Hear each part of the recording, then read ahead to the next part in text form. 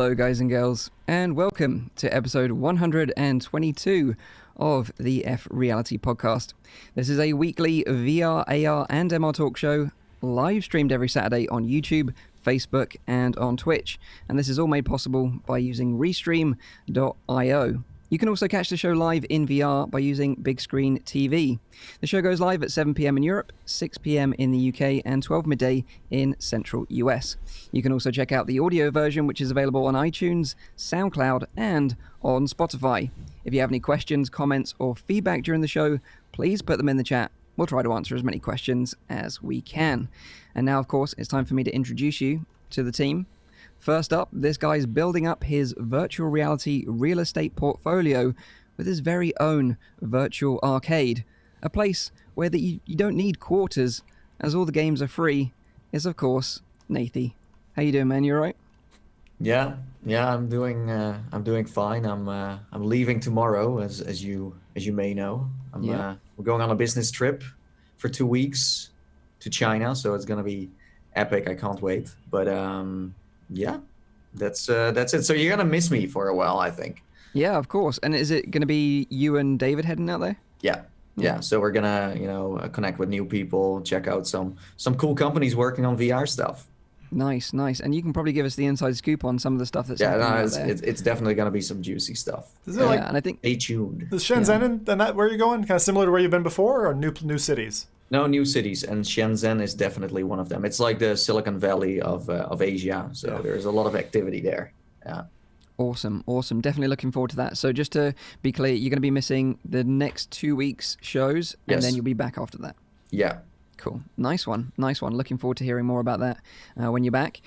Next up, although this guy has a PhD and is now actually a doctor, you definitely don't want him performing your heart surgery unless you want a phallic-shaped incision on your chest. It's Dr. Rowdy. It's, of course, the Rowdy guy. How you doing, man? You all right? Yeah, I'm all right. I thought that the word unemployed was going to come into that as well, but you left that one out. Like, yeah, that's when you saw my video, you probably understand why I'm unemployed now. Yeah. No, happy New Year, everyone. Yeah, happy New Year, everyone. New Year. Yeah.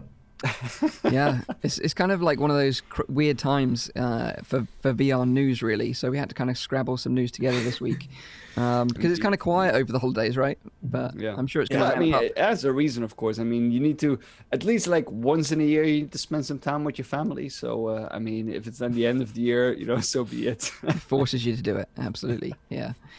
Okay, so next up, this guy loves nothing more than a smorgasbord of weird and wonderful VR delights to sample throughout the week and share them with his audience. It's dedicated VR streamer, ZimTalk5. How you doing? Good, Mike. Good. Yeah, did some grilling yesterday. Had some fun with that. The thing is, I think if you like kind of bizarre VR titles, Itch is a great place, itch.io, to go searching for indie VR games in general. And there's been so many things spawned out of that. I think the first thing I remember in VR coming out of that bucket was Gorn. But there's so many like classic, fundamental, just bizarre titles that just start there and then they grow and blossom into these wonderful, like in Gorn's case, gory displays of, I don't know what you call that. I'm Yeah. lost for words when it comes to that kind of crazy limb-based Gorn flower that I'm imagining now. Are you still subscribed to Gorn Hub? He's got a premium subscription. Oh, premium! Wow, nice. Yeah. But yeah, Tea for God is another great little gem on itch.io, which is available for Quest as well, that you can sideload. And it's on SideQuest as well if you don't want to go through itch.io to do it on PC VR. To be fair, though, there's a lot of trash on there as well. There's a lot of there's a lot of trash. trash. Yeah, but I like kind of going through it and going like, this looks like it might be compelling. Then you try it. We tried one game called Dire, which was like a Mad Max thing, which was all like done up in like comic book style artwork and had the coolest interface. Yeah. Where you're it was like driving in this white, apocalypse. red, and black, right? You've done that as well? Yeah. Yeah. I forgot the name. Dire. as well. Yeah, really cool. Dire. Really cool. Yeah, I'd never even heard of that one before, but it reminded me of this like old Wii game. There was this old Wii game that they had. Mad World.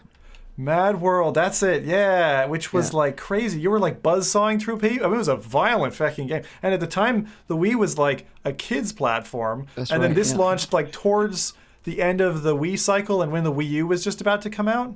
Yeah, it's proper brutal. I remember it, yeah. Yeah, so if you're looking for something down that street, but it's only like 20 minutes of gameplay, Dire on itch.io. Nice suggestions. Suggestions. Last but by no means least, myself, the host of the show, Mike from Virtual Reality Oasis. We've got a great show for you today. Some of the highlights include Vader Immortal is coming to select VR arcades across the US. Pimax are releasing an entry-level VR headset called the Pimax Artisan. Zim's going to give you the lowdown on the latest releases to look forward to next week, if there is any. I don't know if there is. There might be. There might be. It's going to be a surprise, so stay tuned for that. And then finally, we're going to give you our predictions and dreams for VR in 2020. So make sure you stay to the end and you can join in the conversation there as well, because we'd love to know what you guys and girls think as well. But first up, let's find out what everyone's been playing this week and the highlight of the week. And first up is Rowdy. What have you been up to then, dude? I have not played a single game this week, but I have made a compilation video. Like, it's the first time I actually tried that over the past year. Like all of the stuff that I did. The majority of the stuff that I did, I took like some funny moments out of that, and it was actually a fun way to like celebrate the end of the year for me, because it makes you think about the amount of content that we actually go through. If you just like take a look at all of your own videos again. It's a lot of work as well, but I enjoyed it actually. Like especially the older titles, like to see those back again. It's a lot of fun. Yeah, it's so time consuming. So time consuming to go through all those and find little nice clips to put together for a compilation. It's a lot of work for such a small video, essentially, that it'll end up turning out to be. Yeah. But that's awesome, dude. What about any pancake games you treated yourself to over the holidays? I mean, there's been like so much Steam sales and so much, the Epic Games Store. There's like a lot of sales as well. I think I scooped up pretty much every free game that they gave away on there. So that was amazing. It's like, I think they were like maybe like 20 games in the past couple of weeks that have come out on that. Yeah. And then they also gave like a €10 coupon. That's it. For your purchase. So I used that one as well. Because you could get how is it called again? The Division 2 with that coupon for like €4. Yeah, it was insane. Which is insane, like, because that game is like normally like €60 or something. Yeah. And then I mean, I didn't pick up that one because I already had that one, but I picked up Surviving the Aftermath. It's an indie game that is currently still in development. I picked up that one. I've picked up Half-Life Alyx. It was 10% off, so I picked up that one as well, just like I said last week. And then I also picked up still a pancake game, Shadow of War. I like the original Shadow of Mordor. Mordor, yeah. Yeah. I like that one a lot. Really my kind of style. And I picked up the second one now as well. Haven't played it yet. Nice. Loads to keep you busy then. Yeah. Nice. What about you then, Zim? You been playing any VR this week? Yeah. When as you age, you hit these milestones where you're like, you're old when. And I've got to add to that now. So you're old when you wake up in the morning sore from Minecraft. Wow. So what I did was I upgraded our Vivecraft server, made it so there's like anti-grief stuff on there, and just went playing again in the Quest. But the way I play is I play with no automatic block jump. So it means that every time you hit a block in Minecraft, you have to hop physically. And playing that for 4 hours straight. Oh my God. 2 nights in a row. My knees now coming up and down my steps are like I feel like some rusty old dude now, but my God, I like everything, the core muscles down my back, everything's sore because you actually have to physically mine and stuff. Oh my God. But I'm loving it. I'm absolutely loving it. Like, it makes Minecraft like 3 times harder, but it makes Minecraft an exercise game, which is weird. And then you do that with other people, it's fun as hell. And I did that with mixed reality, which actually ends up looking like super fun. So yeah, that's been my highlight of the week. I'm gonna be honest though, when you said like, you're old when I knew I was old when I mowed the entire lawn, and I was like, this looks nice, and I was like, wait a minute, I'm old now. Like, I'm not supposed to like these things. Like, or when your girlfriend comes home with like a juicer, and you're like, yay, we have a juicer now. And you think or a new coffee machine. That's really exciting. Or socks for Christmas. It's like, shit, this is a great present. I remember my brother getting me some colored socks, and I was like, yeah, hell yeah. And then I was like, hang on a second. Uh-oh. Things have changed. Yeah. For me, it was like when Fortnite exploded, and I just didn't get it. I was just like, I actually tried that one on the Nintendo Switch because everyone was like raving about it. Yeah. I just couldn't understand it even. No. At that point, you're over the hill. Then it's all downhill from here. Okay, cool. So what about you then, Nathan? What have you been up to this week? Yeah, I also haven't played anything, to be honest. I've been just chilling. I feel like January is always that month where there isn't that much going on. Yeah. Let's say in my life. Yeah. And also with VR, because everything needs to boot up again. But that's nice because then you can just, relax. Although now I decide to go to China, so never mind. But but that's why I'm going, because in January there is not much to really do. And it's funny that in the YouTube scene you see everyone upload like mad people in December, and in January it's like completely dead silent. Yeah. And you might as well you can explain why. There's a reason why, right? Yeah, because of course with Christmas people buy a lot of stuff, and then there's more advertisements, so we can make some more too. So we work double, and then we can in January just sit back and relax. That's kind of like the idea. Yeah. What about Pancake Games? Been playing any Pancake Games over the last week or so, or picked any up? Yeah, there is one that David and I have been playing a lot. It's called Tricky Towers. I don't know if you ever heard of it. It's a game you can play on Steam, the Switch, and also PlayStation.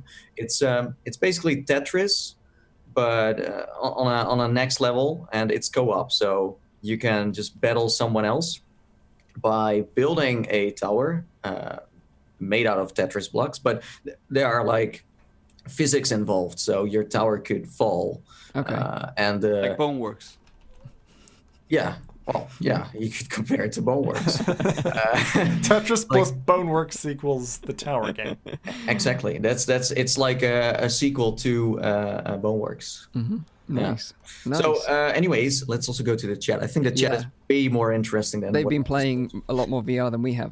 Yeah. But we're getting there. Okay, we're as Zim said, we're old, so we kind of need to. It takes off for us to starting getting into VR again. So we apologize for that, for being old.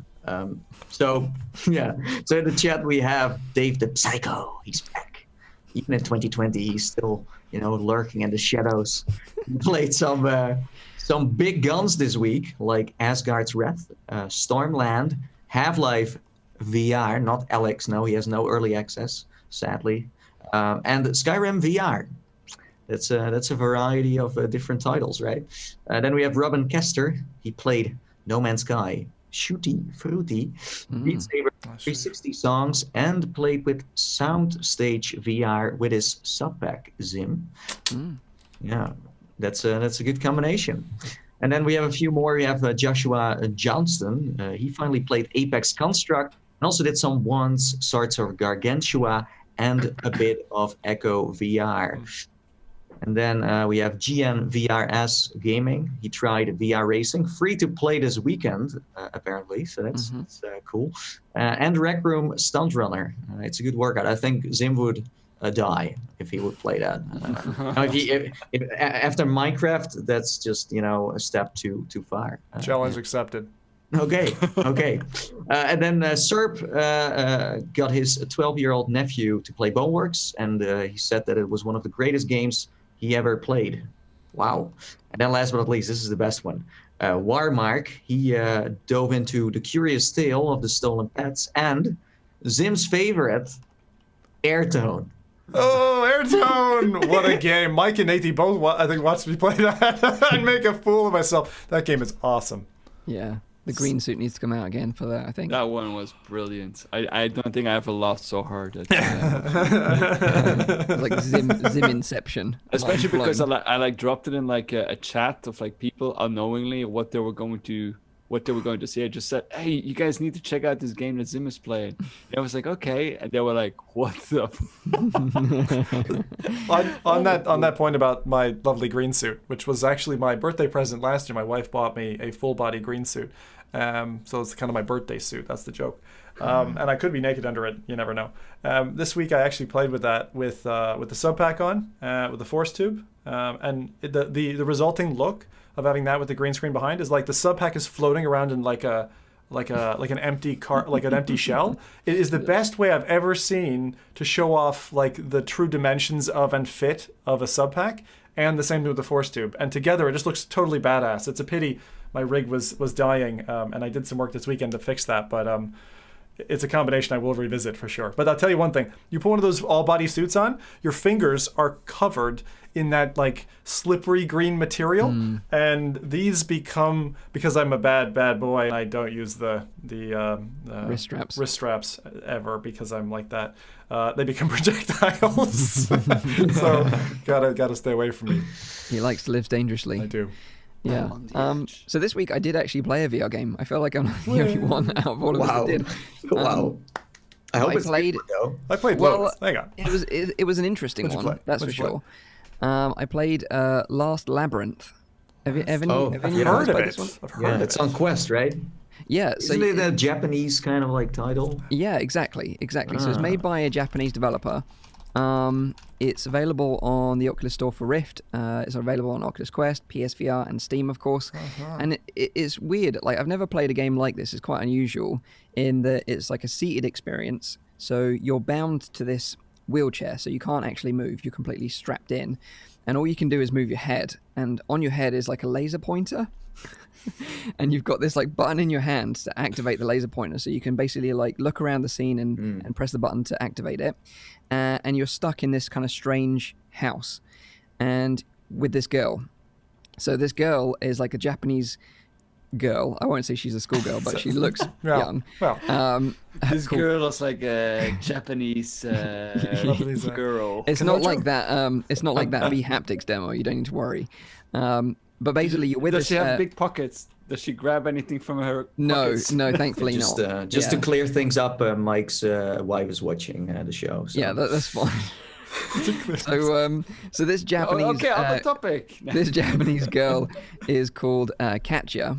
So basically, you're in this room, you're bound to this wheelchair, you've got Katja there, and basically you can use the laser pointer on your head to point in directions, press the button, she'll walk over to it and point to it, and then you need to confirm the action by either nodding or shaking your head. So you wanted to activate a button or something like that, that's how you do it.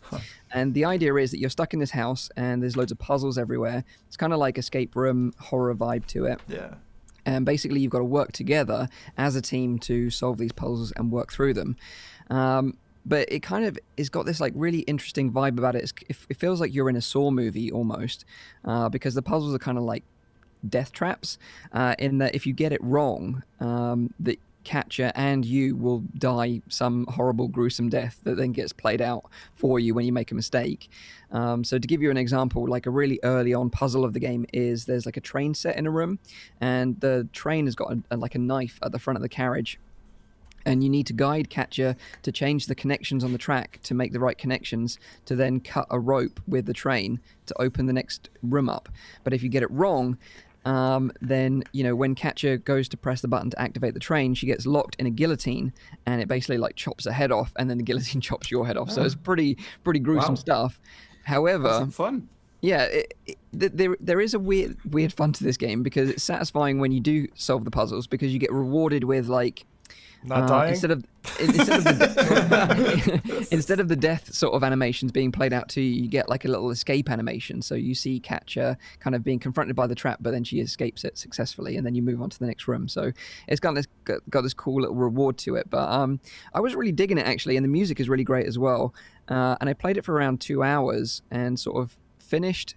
You do get to roll credits, but there's more content after that. But the content after the credits is like next level hard. Like the difficulty just ramps up exponentially and gets really, really challenging.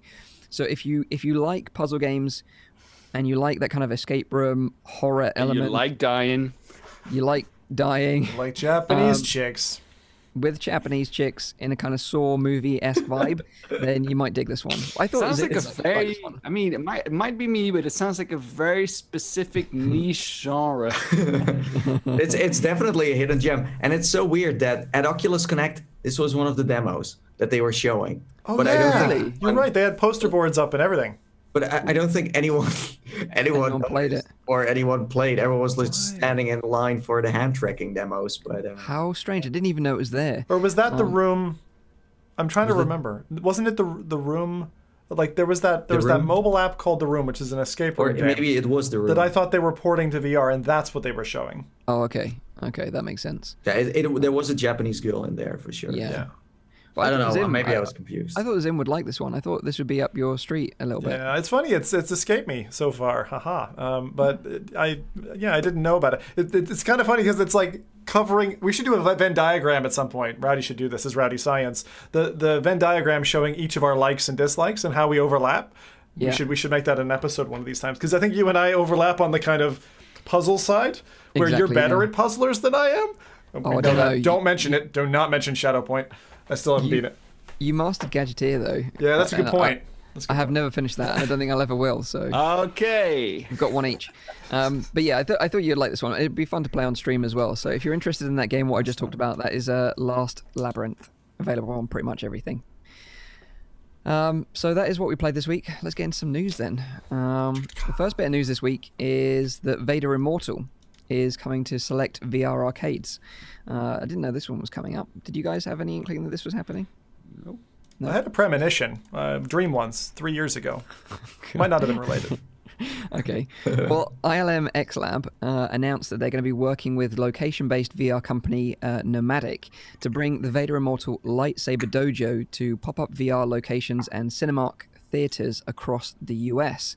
Now, players won't be able to play the single-player story mode of Vader Immortal, so it's just the dojo section of the game that they'll get to play, where you basically, if you've not played it before, you fight off waves of droids using your Jedi skills with a lightsaber and also force powers as well, which is kind of cool. And interestingly, at these pop-up locations like this, like VR arcade locations, they're going to be using quests. They're not going to be using normal PC VR headsets, which they generally tend to use at VR arcades. Okay. I've never actually seen a Quest in an arcade before. No, so this is quite unique. And obviously, because it's not the official Vader Immortal game, it's obviously a specific arcade version of Vader Immortal that they're going to be using on these quests. But different from the actual main game is that you can choose a lightsaber to begin with in the dojo. So you can choose lightsabers from characters such as Obi-Wan Kenobi, Mace Windu, and Darth Vader himself. And then, of course, you'll be able to use the Force to grab their enemies, trigger traps, throw lightsabers. Also, Jar Jar's lightsaber? Jar Jar. Did he have a lightsaber? That sounds awesome. Are you sure? Oh my God. I thought he was a Sith Lord. Yes. No. He was a whoa, with children listening. Many children. Okay, sorry. I auto-censored? Yeah. Cut it. But also, the interesting thing is, when you play this across the arcades, you'll be able to compete in a national sort of leaderboard as well to be like the best Jedi, which is kind of cool as well. And with Star Wars being like this huge brand and also being really hot right now, especially with like the latest movie, The Mandalorian TV show, which, I think a lot of us have enjoyed, and also the excellent Pancake game as well, which is Jedi: The Fallen Order, which I've been playing. I actually completed it last week as well. Excellent game, by the way. But now, with all the hype around Star Wars, I think this is a great time to do something like this, because it'll entice a new audience to come in, try VR, and Vader Immortal is a solid title as well. And of course, because they're playing it on quests, you've then got that unique opportunity at the end of their demo to say, well, you can actually buy a quest now for $399, and you can play the story mode at home, and it's a comparable experience. You know exactly what you're going to get. Actually, it's kind of weird that they're doing this, because it's like, okay, you now paid 60 euros per person for this arcade, but actually, if you would have paid just 330 more, you could have had like this own experience, and you could do this yourself at home. So it's not that expensive. It's $9.99 US per person, and you can't book in advance. You just have to turn up.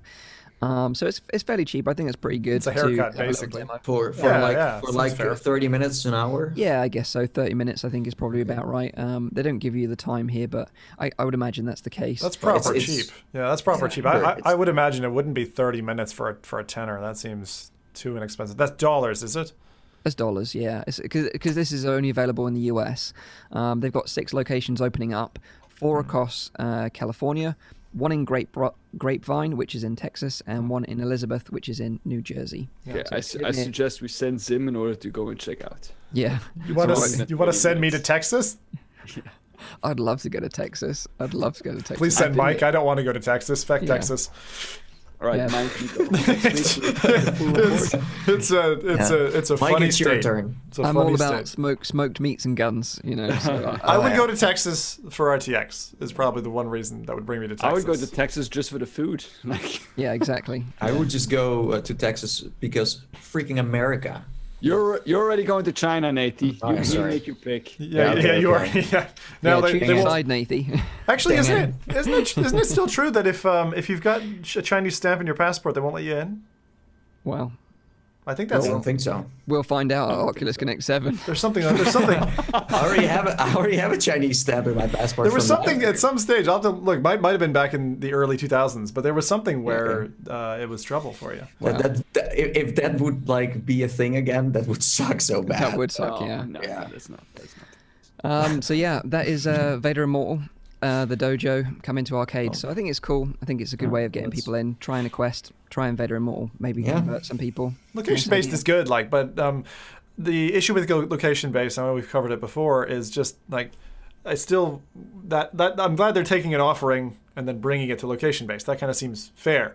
I wish they would take more location-based stuff and bring it to consumers for home use, because just the scope, I just don't understand why people don't do that, because there's so. If you look at the population of the world and where you can get a quest and where you're supported, that's so many more people than just in pocketed cities, around the planet. And there's so many of us who don't live in a metropolis where location-based VR setups are even there. I just live in London, and that's great. You got multiple options. In Scotland, there's nothing up here. There's 0. So yeah, just as an example, I would love to see that. What would you like to see be brought over? The thing that Rowdy and I played, definitely, the Vertigo Games demo, which was, what was that called? Mean the piratey one? Okay. Yeah. Corsair's Curse. The name. Corsair's Curse was really excellent. I mean, it was to the quality level, and we've mentioned this before, but I just think there's so much. Even if they could find a way, if Void could find a way to bringing that experience to home, even if it was just the software, but you didn't have the shaky room or lighting or something, doing some of those multiplayer Void experiences, even if they were half what they were, it would kind of feel like Vorpexing a title, but you're doing the same in VR, right? You're getting half the experience, but it still feels like if you can't physically get to one of those locations, you're never going to get to play a Void experience. Do you know which one I would? Their entire business model is made around that exclusivity of the experience. If they would market that as a consumer experience as well, people would try it and be like, okay, I've tried it. I'm not gonna book now at the Void or whatever because it's gonna be the same thing. Yeah. Not knowing, of course. It makes sense. I know. It's still commiserations. Yeah. The one experience I'd bring over to the home that I tried in the arcade is the hospital Future. horror experience that I tried with David. Don't. That one, wow. My God, that was crazy. Well, you only need an old wheelchair. Yeah, That's about it. I still hear his screams sometimes. I really feel like over the years, Mike has been slowly descending into these fear games. Yeah. I told you, Mike, like when you started getting into the immersion stuff, like the accessories, I was like, I've been down this path. I know where you're going. And this is the thing. You can almost stitch it like from years like 1 to 3 where a VR player goes. Like they start off and they try all the like stuff and then they get into things that they never really liked in 2D games. And then they go for the peripherals and all the peripherals start catching their eye. And then they go for the hard stuff. The Saw type games where they're sawing Japanese women in half. So I think I can actually narrow it down because I was talking about this the other day, and this is why I think I've got this like new fascination with climbing now, is that in my previous life, in my old job, I used to sometimes have that fear element and used to get that big dump of adrenaline. It used to be super exciting, and it was kind of addictive in a way. Those that do dangerous jobs, you'll understand this kind of like fascination with being scared and like enjoying the fear. It's like Kappa, right? It's like the Kappa thing for YouTube. It's almost the same fear. Right. So exposing yourself to that kind of gives you that feeling back again, and that is addictive. So I think you get that from like doing something that's scary or playing a scary game. It definitely is, and I wasn't into that at all, but it is a fix. After a while, that adrenaline is like just something that you like. You are properly scared.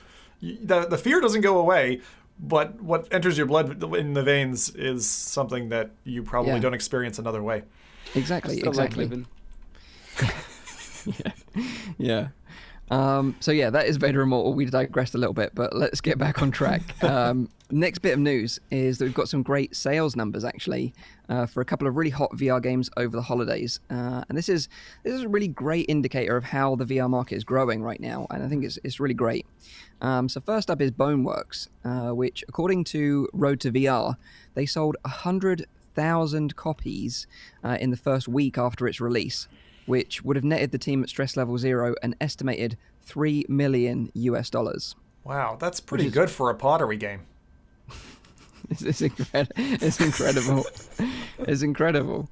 And to kind of put this into perspective, like it took Beat Saber a month to achieve 100,000 sales across both Steam and Oculus back in 2018 when they launched. So it's kind of a good indication of how the VR market is growing. Do you think that's because of the fact that the Valve Index is now around? Because when Beat Saber launched, the Valve Index wasn't a thing yet. Yeah, but you've also got to consider that Boneworks only launched on Steam. So that's quite impressive. Bearing in mind, it didn't launch on the Oculus platform, so they did very well. But yeah, definitely the Index has a lot to contribute to that. And I also think that they were super smart with their marketing. They did that, I think, yeah. With the access to the Node YouTube channel and being creators and previous YouTubers in a former life, they really understand influencer marketing, and they really monopolized on that and did some amazing videos prior to launch, which got everyone hyped about the game, which totally worked.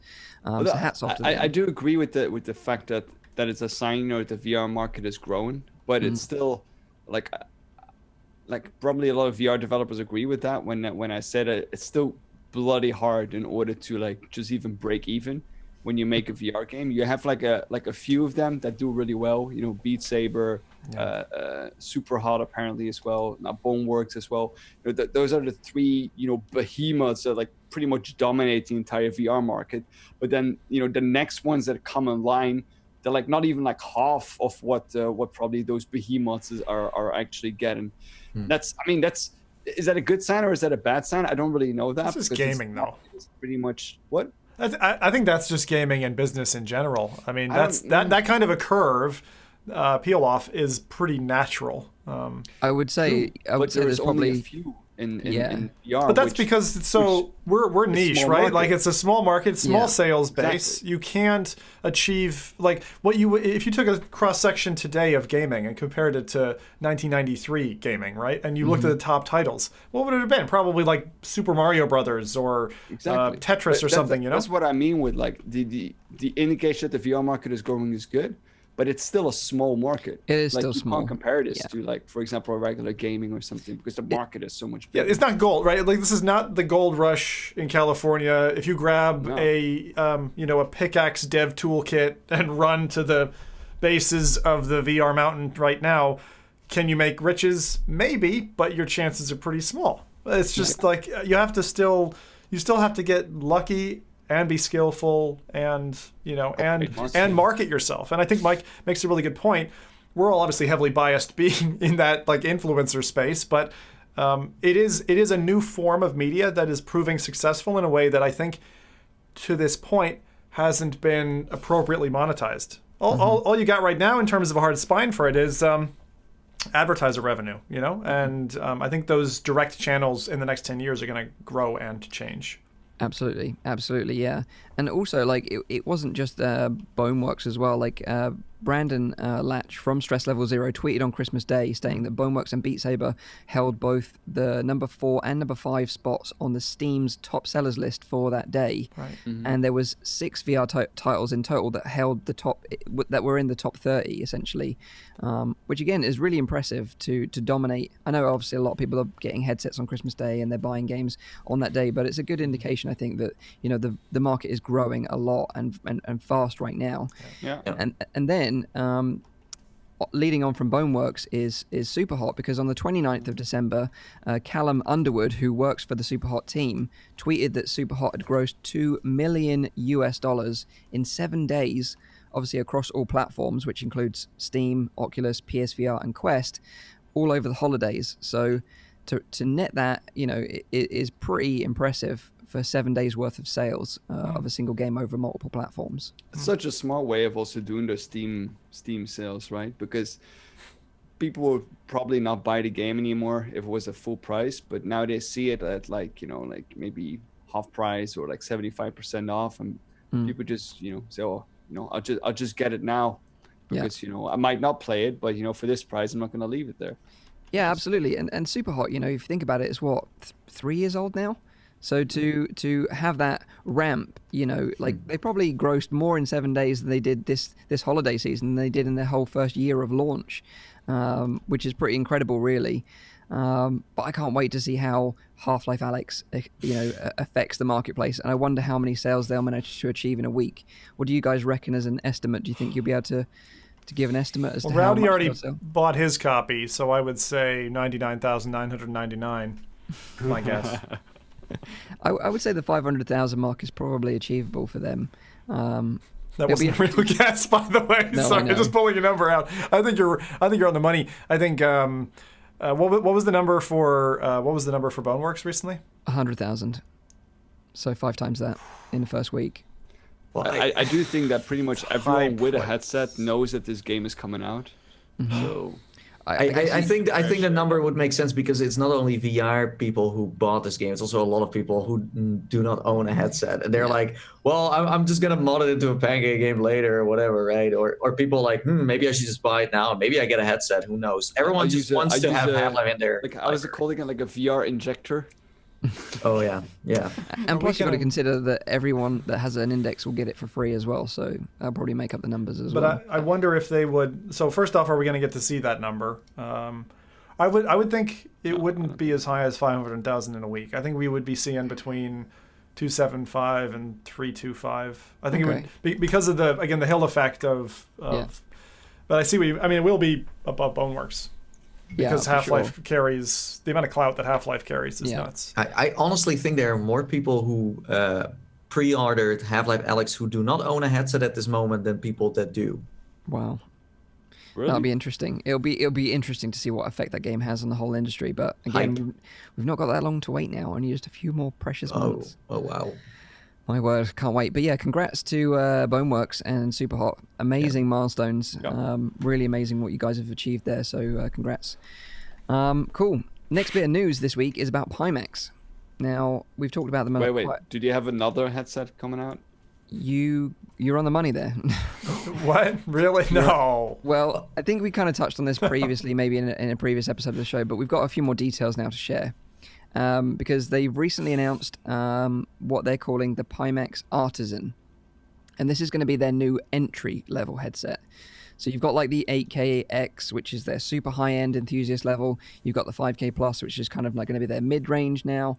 And then you've got the Artisan, which is their entry-level. Now, apparently, this headset's announcement wasn't supposed to be until CES next week. But an image of this headset, it looks exactly the same as the other headsets, by the way, in that hammerhead shark-style design. It was actually tweeted a couple of weeks before Christmas, so this is... Are we still saying PCVR? Still PCVR. Okay, because I wasn't sure if you were saying like entry level, like they're going to go compete with, I don't know, Pico Neo or something. No. So this is a PCVR headset called the Artisan entry-level headset for Pimax. They were supposed to announce it next week, but they teased it a little bit earlier. But this is weird because they teased it a little bit earlier before Christmas with an image of it saying that they were releasing another headset, and they were teasing about the price. They didn't show what the price was, and they still haven't unveiled that yet. But they sort of hinted that it was going to be low priced. And even some people working at Pimax didn't know that this announcement was going to go out early. Like, they found out about it when everyone else did. But of course, announcing another headset upset a lot of people in the community out there because the original backers still haven't had their headsets fulfilled yet, which is upsetting, and controllers and base stations and that. But that's by the by. What we do know about the Pimax Artisan, because the COO of Pimax in Europe, the US, is Kevin Henderson. He did an interview with Sebastian from MRTV and provided some more details. So here are the details of the specs. So it's going to have 2 LCD panels, rumored to have a resolution of 1600 by 1440 pixels per eye, with a field of view of 140 degrees running at 120 hertz. Wait, so that's fairly comparable to the Index then? Exactly, pretty much identical specs there. They do say that the Pimax Artisan will have a slightly wider field of view than the Index, slightly wider. But again, that brings me to the question, like, what is the reason for making this headset? Because are they going to willingly compete with the Valve Index? Like, I still think like the way forward for them is to make a headset, give it even if it's a ridiculously high price, but it needs to be the biggest resolution. It needs to be the biggest refresh rate, the biggest field of view, all of those things, so that they get their own niche and carve their little. But the Valve Index isn't a consumer headset, right? It's more for prosumers. I would say the Valve Index is like an enthusiast level headset. Yeah, it's floating in that space, but consumer means that it should be way cheaper. Usually consumer means a certain price. It's difficult to say. Like, I would say it's a consumer device, and I would say that that's what they're aiming at. With this device, they're definitely targeting the Index because of the high price of the Index, and they're offering this at a relatively low price, and I'll get onto that in a second, what I think it might be. But this is where things get even more interesting, because they're going to be offering 2 bundles of this headset. One that you can just buy the headset standalone, so you can use your own base stations and controllers, so whether that be the Vive base stations and Vive ones, or the Index base stations and Index controllers. Or a second option, and this is where things get really interesting, because of course the Pimax controllers and base stations aren't ready yet, so they're actually going to be partnering with Nolo to use their base station and their controllers. With Nolo. Yeah. And you guys remember Nolo, right? Yeah, they're the ones with the mobile. We used to the mobile VR. It's an external tracking device, right? So you can turn your VR headset into a 6DoF instead of a 3DoF. But that's the tracking is not that good, is it? No, exactly. And this is the thing. We all remember Nolo because we all were using Nolo with Oculus Go before the Quest launched to turn the Go into... It's not even that long ago, by the way. That's so weird. And we were turning the Go into a 6DoF headset with 6DoF controllers to play Beat Saber on before the Quest launched. And we all knew that it was kind of a bit rough, using that as an experience. Like, it was nowhere near flawless, and it wasn't a great experience either, but it was just kind of a showcase of what could be possible. Yeah, exactly. But now Pimax are obviously partnering with Nolo to bring a low-end Pimax to the market with Nolo's tracking and controllers. But it must be a different kind of tracking than the original one, right? No, because and Sebastian did address this. Bless him. He did sort of say, "Is this the same one we know as before?" And I think Kevin Henderson pretty much said, "Yeah, this is going to be the same one." Although they've upgraded it in terms of firmware, but it's exactly the same. What about latency and stuff like latency that? is a problem. Yeah, so they're incorporating Nolo into PyTool to try and reduce that latency. But still, if you're not familiar with Nolo, basically it's a single base station. It looks like a Steam VR base station, but you can put it anywhere. You just need to provide it with power, and it can be without power as well, because it's got an internal battery. But then they've got these two controllers with triggers and touchpads, so very similar to the Vive ones, but very, very small.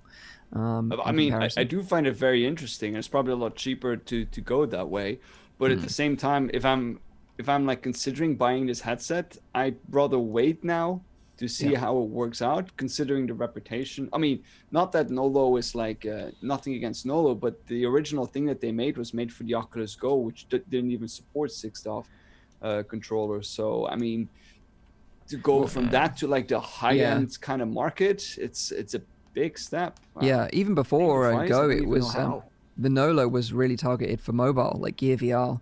Yeah. That was the initial application, and they had a Kickstarter campaign as well. But yeah, what they've been really cagey about, of course, is the price. But I estimate that the Nolo bundle will probably be around sort of $600 US. That's a lot of money.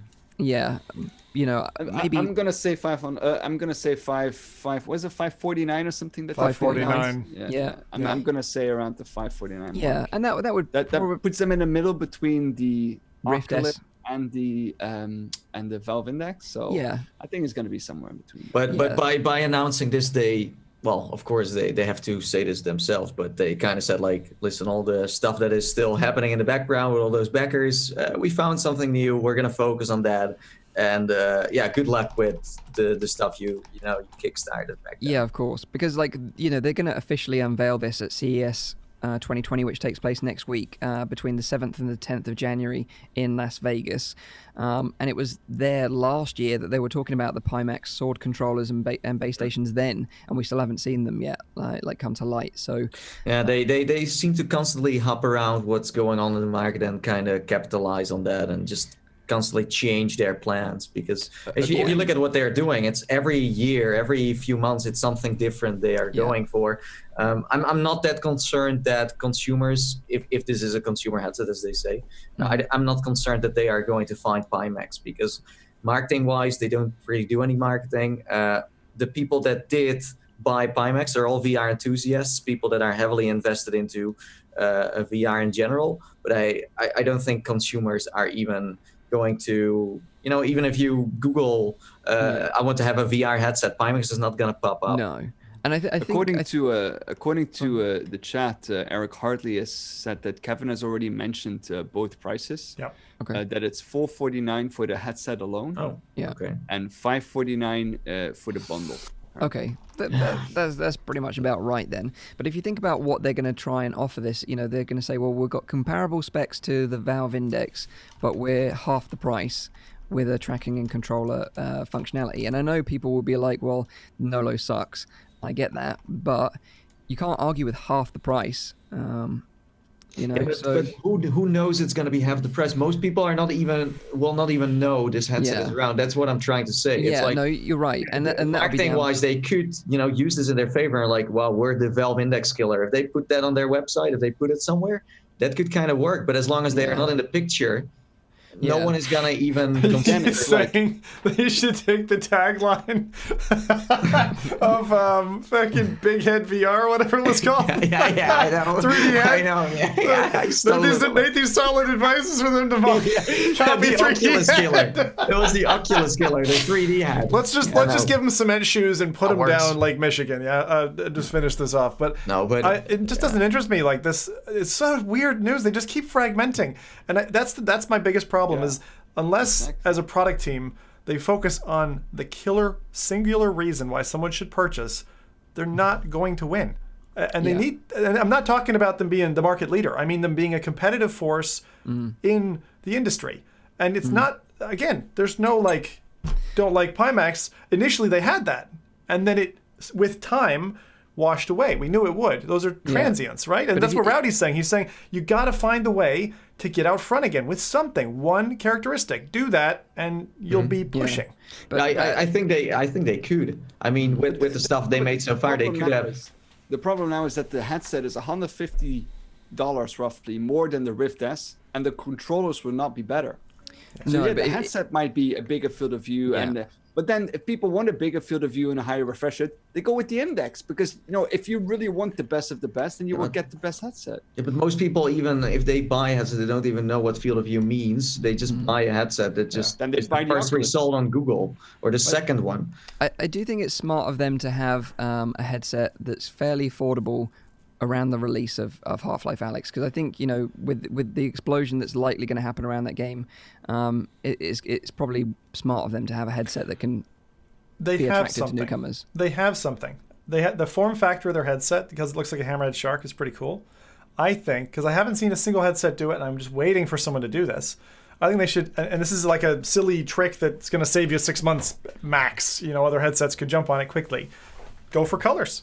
If I could buy that headset in bright pink, if I could buy that headset in bright green, you know what I mean? Like, I know people can skin their headsets and all that, but no one's done that yet. And it was popular with sneakers after the millennium came around. It's going to be popular. It's the same thing with mice. Remember when mice used to be boring and then they went blingy? Like, go for something like that while you still can, while you're the one to do it.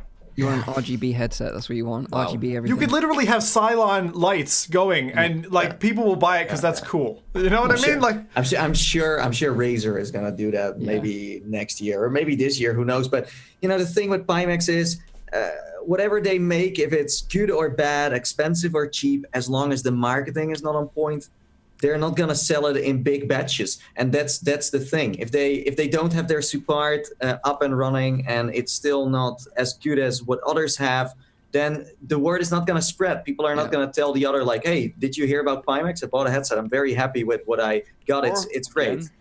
Again, they need something that sets them apart, like they did with the original Kickstarter. Yeah, but then the word gets around automatically. I think initially they need to satisfy the backers that originally funded them, because they're the ones that they're upsetting, bringing all these new headset revisions to the market, because they haven't delivered yet. Yeah, but with all this news, it points towards not them caring. Yeah. It's like they focus on something else, and they are trying to forget what they have been, because I don't know. You got bought out by them, basically, by, hey, Mike, here, pay some extra money, you get some Valve Index controllers. That's like, okay, that one is gone. Next, it's such a smart way of doing it, but there's still so many people waiting, and you don't have your Valve Index controllers yet. No, spend money on you spend even extra money that you shouldn't be spending. Yeah, and there are a lot of people like you who did the same. Yeah. Because they're like, okay, well, this is the last thing I'm gonna try, and then it's over. But I don't know. We'll see.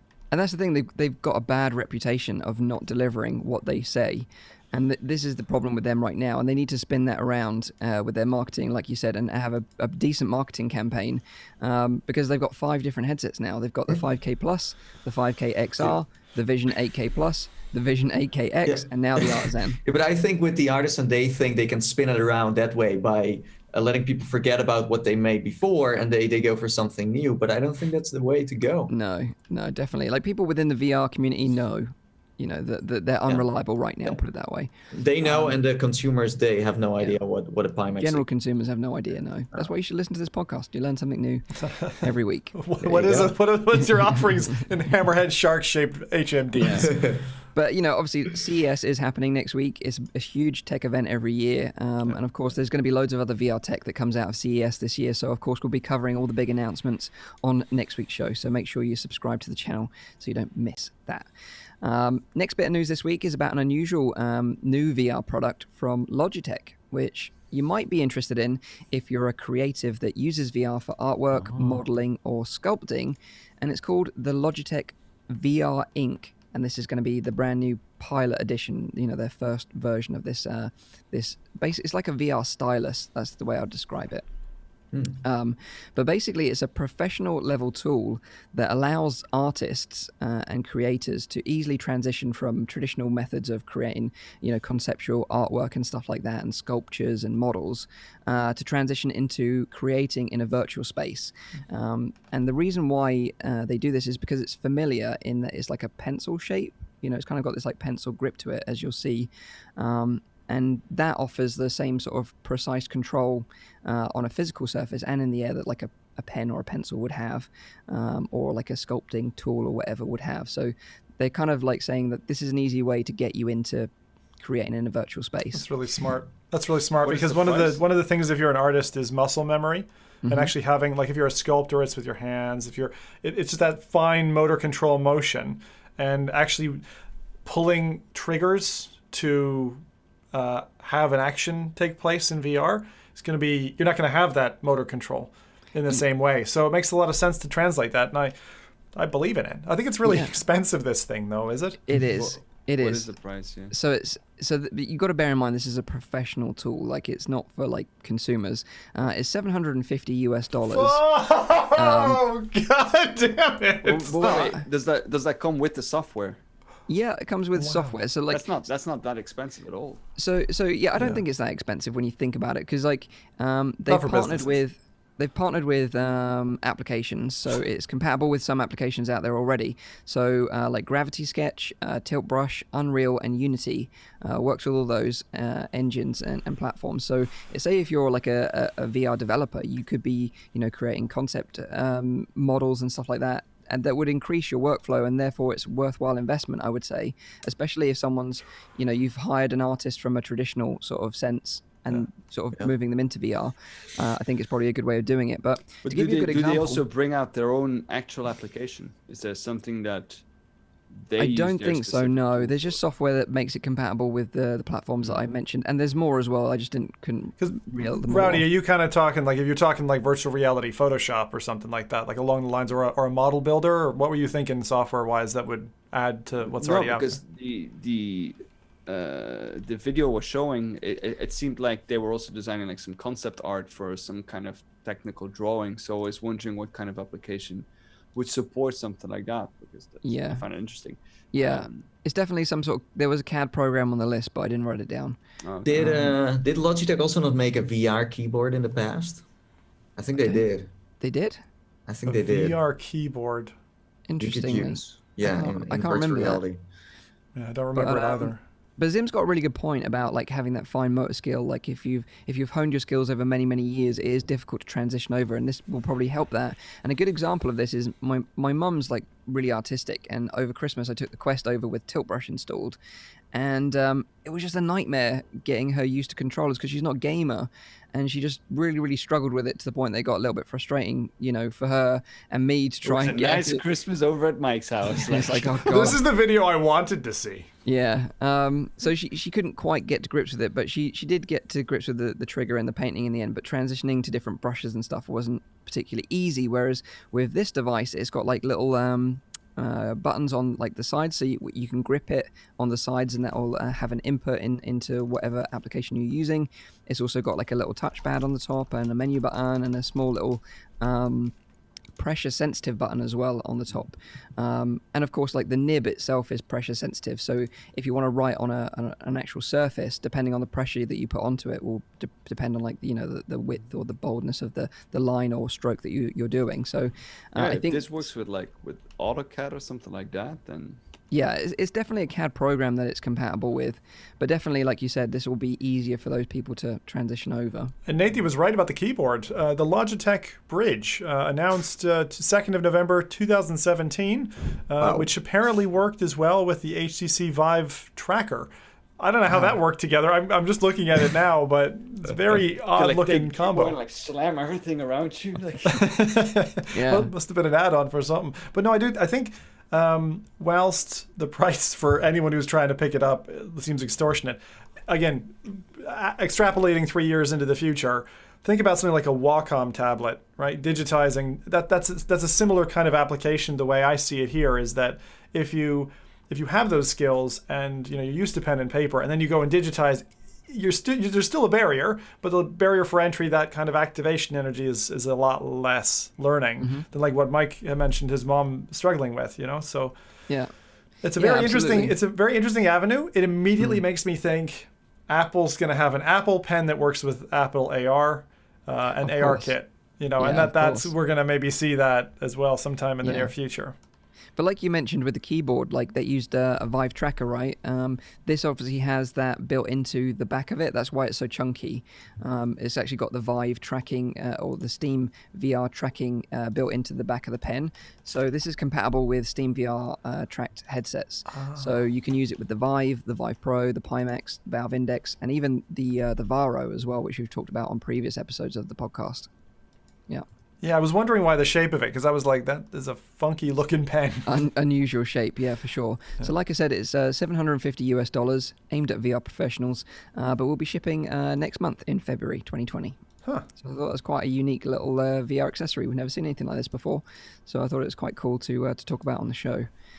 The final bit of news this week is about the HTC Vive Cosmos. They've got a sale on right now.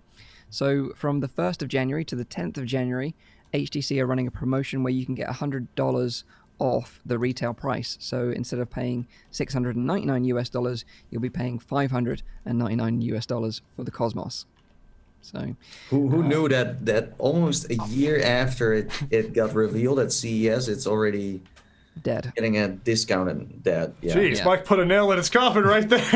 Well, I think this sale, although I appreciate it, I don't think it's going to save them in any way, shape, or form. I still think $599 for this product is still way too much. Yeah. I mean, no, it's probably right, but if it wants to compete with the Oculus headsets, then it needs to be less. It needs to be less. Yeah. Well, it's not less. It's just fixing the headset. That's what they need to do. Well, that's right, because if you're not aware, the HTC Vive Cosmos, it had a rocky launch. It was it wouldn't work in well lit rooms. It wouldn't work in dark rooms. It had to be the like majority optimum. of that now has been kind of like ironed out, right? It has, but the tracking itself is still subpar. Exactly. I would say, especially when you compare it to like the Rift S, which is a lot cheaper. It has substantially better tracking than the Cosmos, and that's the problem. They just can't compete in that sense. Can someone please compete with Facebook for once? My days, is it so hard? It is. It is so hard. I love it. You answered it as well because you knew we were here, like vicious sharks ready to jump. Yeah, but it's like it's getting a little annoying. Can someone who knows the answer? Yes, please. That can shake up the market a little bit. It's like the most millennial thing to say. It's getting annoying. Come on, someone engineer something. Yeah. Come on. Yeah. Like there's so many HMDs coming out, and every time from the outside, the Vive Cosmos looks awesome, but from the inside, it just doesn't work. Yeah, and we're going to touch on this more after the releases, actually, because we can talk about what we want for 2020. Oh, yeah. That's a good subject for sure. Yeah, for sure. But yeah, it is a shame. You're totally right. It is a shame because HTC, you got to remember, they were dominating the VR marketplace, in the consumer VR marketplace anyway, for a long, long time. A lot of people even said that Oculus was dead back in those days because of HTC's dominance in that space. That's true. Because, the Vive had superior tracking at the beginning, with the dual base station setup, and then they started releasing multiple sensors, so you could have 3 sensors, which would be a good compromise. But still, it was a lot of work to get that set up. Whereas now with the Rift S, it's just I'm very curious. Like when I go to China, I will be meeting up with HTC again. So I'm very eager to hear how they experienced the launch of the Vive Cosmos and how it in Asia. Yeah, but also how they see it from their perspective. Sure, yeah.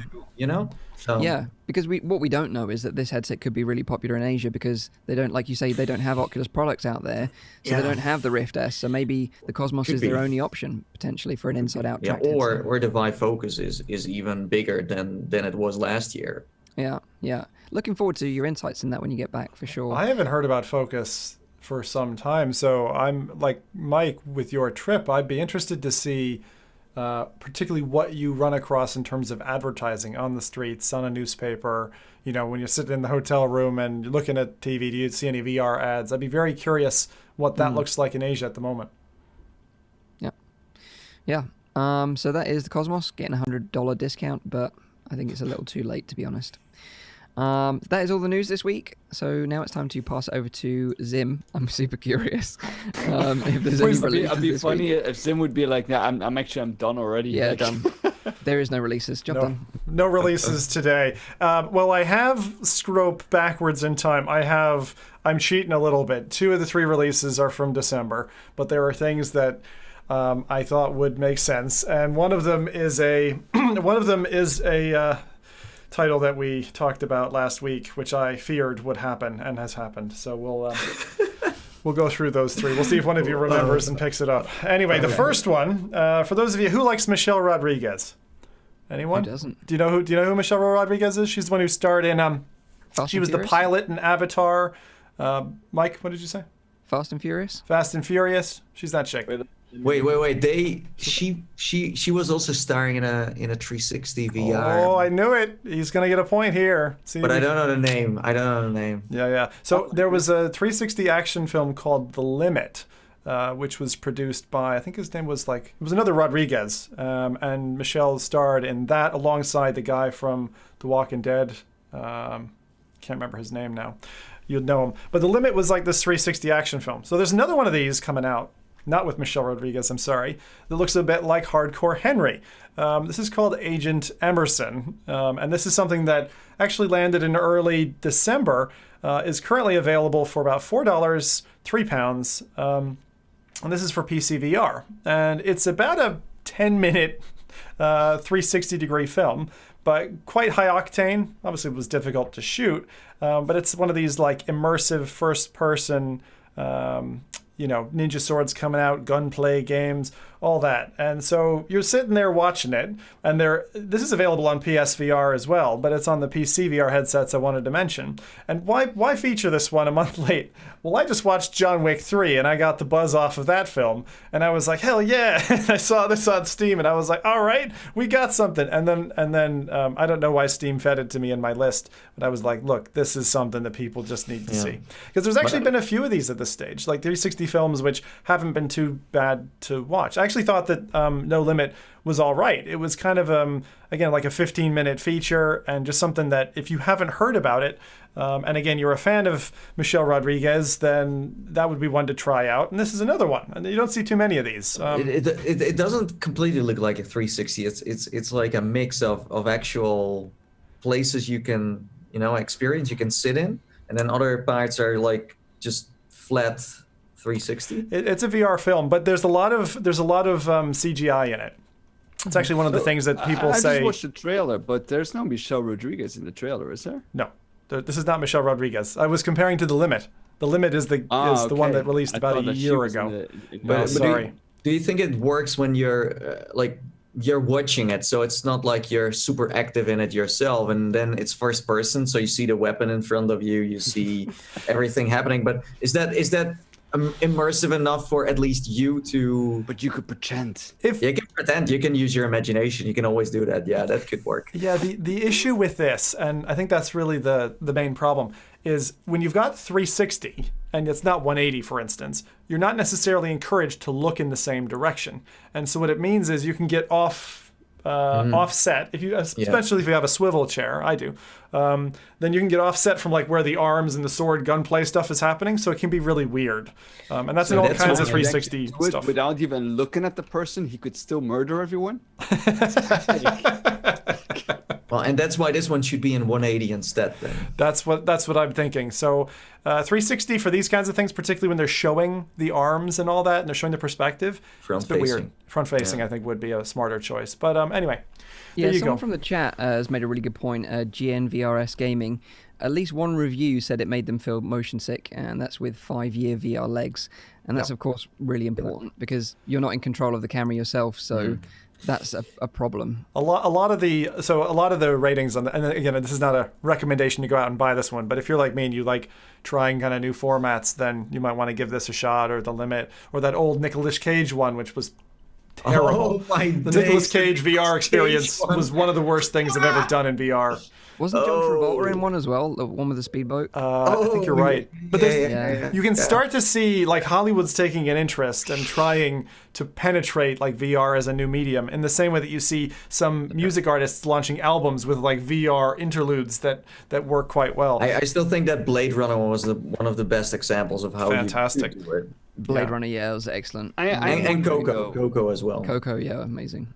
I'm wondering though, Sim, is it gonna go uphill or downhill from here on? I mean, I don't know. I mean, films like this have kind of always had their place. We used to have now this was Ireland, and you had your money was the Irish pound. So there used to be a pound shop where you could go and buy things like Ninja Gorilla or something, for £1, and you'd go home and you'd watch that DVD. So I'm wondering if this is like the age of VR rubbish cinema, and these are at some point going to be in like for £1 pound bin. Now this one's almost £1 already. It's only three pounds. So, well, 360 in this format is still around, and it's still very popular for some reason. Yeah. I don't know. Oh, and YouTube are pushing it as well, right? So I think it's fun to watch on a phone, but to really experience in VR. I like them, but they're experiences that I can totally see making people VR sick. And they already have a kind of a weird, like, you feel offset. Like the vision isn't right. It's like when Oculus patched the Quest and we had that distorted view through the look through. It's weird. If you walk around your house now with that and it tries to kind of like shape the environment around you, if you've ever done that, if you haven't done that yet, give that a shot. Where you're walking through your house with the Quest on through pass-through mode. And let me know if you don't like trip up or almost fall, because it does some really freaky stuff if you're moving while you're walking, whereas before it used to be just 1-to-1. So okay, Eric Hartley in the chat says that Jumanji VR would be a good one. Oh God. Next up. I would go for a comedic VR one. Anyway, so that was the first of the trash pile this week. Wow. Actually, the next game I feel quite good about, because there was a game called Blaze Rush not too long ago. It was probably 2016 or 2017 when that was first available. And it was like this Russia development team who brought VR support to their kind of Micro Machines racer. Yep. So there's a new PSVR game that's come out. It's kind of a re-release, I think. Mini Motor Racing X is what it's called. And it's got VR support. And it actually looks very well developed. So I thought, hey, let's go ahead and show this one off as well. So this landed the 17th of December, and that's why I didn't want to miss it, because it has quite a cool look to it. But it's a third-person racer. So again, you're looking at your like Matchbox car racer. This is available on PSVR, by the way. The price of this thing, just so you kind of get it in your head straight, it's about £20, $27, I think, in terms of PlayStation and PlayStation Store. I didn't see this available on other platforms. Do any of you know? This seems to be a game that was released some time ago on a Sony platform. Yeah, I know. Anyone play this before? Like the original? No. I don't know. Like it reminds me how it works in VR though. But so, have you ever played Blaze Rush, Rowdy? No. Yeah. Right. So you overlook. The track. Yeah. And actually, I have to say, I've had some of my more fun racing moments, and you guys know I'm a sim racer. In like Blaze Rush is great, 8-player co-op. That's fallen a little bit by the wayside now. I don't know if it's still fully supported on all modern headsets, but this looks like a really cool app, and especially on PlayStation. So it's not like that you like float above the car and like move with the car, but you're literally in a fixed position overlooking the track. Correct. That's right. Like a real like a remote control race car. Yeah, and it's actually kind of cool. The thing that's really nice about that, and I think PlayStation VR will probably not have this benefit, was when you did on the DK2 or CV1, you could like lean properly in to see the full detail of the cars as they're going around, and you could also, if there were threats before or after, you could look back and forth. So it almost was an advantage to play. But like Blaze Rush, this allows a combination of play with 2D players. So if you have people who own the 2D version of this, you're the only person with the VR headset, you can benefit from that. And it's for 4-player online co-op. Whatever SDK says that he made a video on it and he could play in third person or also jump into the car. Oh, cool. Wow. Oh, okay. Yeah. We saw a little snippet of that in the trailer. I wasn't too sure about that. Okay, cool. This reminds me a lot of like Toy Box Turbos. This one came out on DK2, but it's not available on Steam anymore. They pulled it off the store. Well, the best part for Nathy, and this is why I wanted to call this part out, I don't think it shows in the video, they actually patched in what they call Bumper Ball, which is essentially Rocket League in this mode. And I think it's either 2v2. Oh, they do show it. Sorry, I was wrong. Here, I'll show it off to you. A little bit of it. Yeah, so, but it looks like a total ripoff of Rocket League on PSVR. And hey, I mean, the game looks like fun, to be honest, and I'd not heard of this one before. So there you go. A little bit of a racer. And Blaze Rush, for me, on the Oculus Go was one of my favorite games on the go. It was awesome with a control pad. It was brilliant. Yeah, it's really, and it's funny because like I remember you doing that video where you were hyping up the controllers, and I actually ended up buying a blue Xbox controller after your recommendation, Mike. It's lovely. It's a savage-looking piece of controller. But actually, the Go and the Quest, well, not the Quest so much now. You have the gray one that goes with the Go, with the green highlight thumbstick accents. Oh, we're all showing off our kit, are we? Hang on, let's see. We're all getting them out. Yeah, that was. I don't even know if this is the same one. Oh yeah, you've got is that from the original? No. That's the No, CV1 that's not the Bluetooth one. That's not the Bluetooth one. No. Yeah. Sorry, Rowdy. Xbox One. What do you mean? It's not. I don't think it's the Bluetooth one. You can't use that with the Quest. One. It is. Oh, with the Quest? No, that's the one I got with the Oculus Rift. Yeah, exactly. it doesn't work because I had to buy another one. Yeah. Back in the old days where you could get a controller with a Rift. Yeah. Same box. It's still gutting when you have to pay 40 quid for a controller, but or 750, whichever. So, all right, moving on to the third one, and this is the one that we predicted this, and this is this had to happen in the winter cycle. This is a game called Winter Break. What do you think you do in Winter Break, lads? Throw snowballs. Mike's got it. Mike's taking a point. So slingshotting snowballs at things that fly in front of you. From Rise Up Studios, we have for $10 or £7 for PC VR headsets, launched the 3rd of January. So they basically missed the holiday season. Are you serious? They missed. Oh my god! Grab your slingshot, and 2 teams of 5 players fight in a snowball fight. That's a lot. That's a big multiplayer title. That's a big multiplayer. Except I'm not convinced because this is listed as a single-player game and online PvP. I think it's a score-based game where you can compete with, I think, AI inside like mini games and online leaderboards. So for everything that I could discern from this game, it looked to be single player plus basically swap the controller co-op or swap the controller side by side kind of scoreboard leaderboard multiplay. Anyway, this is the kind of title that comes out this time of year, just like around Halloween when we get 10 not very well baked VR games. And the fact that they launched on the 3rd of January just made me like laugh. It reminds me of Merry Snowballs. Remember that one? Yeah. Snowballs. Yeah. Indeed. That one was actually kind of fun in the Christmas season, although I haven't touched it ever since. No. But I think they're the 16 or something it must have been 2 years ago. I got a question. Have you guys seen? I've seen a couple of VR games that have like eggs in them, but like looking ahead and thinking, what is the next holiday VR game that we're going to see? Easter. One thing that people have been saying ever since that viral video went for the new Jesus game. Do you know what I'm talking about? There's a game coming out where you can play Jesus Christ, and literally you do everything from literally get nailed to the cross to what? Like you fight Satan, you make bread into wine or whatever. And I'm just waiting for VR support to come to that, or maybe to Vorpex it. But that's I suppose the next one. But have any of you played like an Easter VR game? I was wondering. Easter is rare, to be honest. I think there were some funny demos on Oculus Share where you had to find like eggs in this. Guys. Unity. Don't give them any IDs now. What are we doing? Like, yeah, that's true. Yeah, okay, that's true. You can email me if you want. If you want any ideas for a game, I got you covered. Wait a second. We'll make our own Easter game. Nathan's going to the Orient. Surely there's going to be a Chinese New Year game. I mean, a few years ago there was a great Vive game where you could shoot fireworks off, and that was quite fun. Yeah, but I wonder if that game will land at some stage. So let us know if you see anything out there, Nathan. That But this makes my brain just hurt because it's like it's coming out way too late, first of all. Second of all, just imagine how much time and money went into this project. And you can kind of guess that it's not gonna work. Yeah. If you are already too late, just in general, as you said, like going there with your pickaxe, midwinter, and it's like, let's make a snowball game.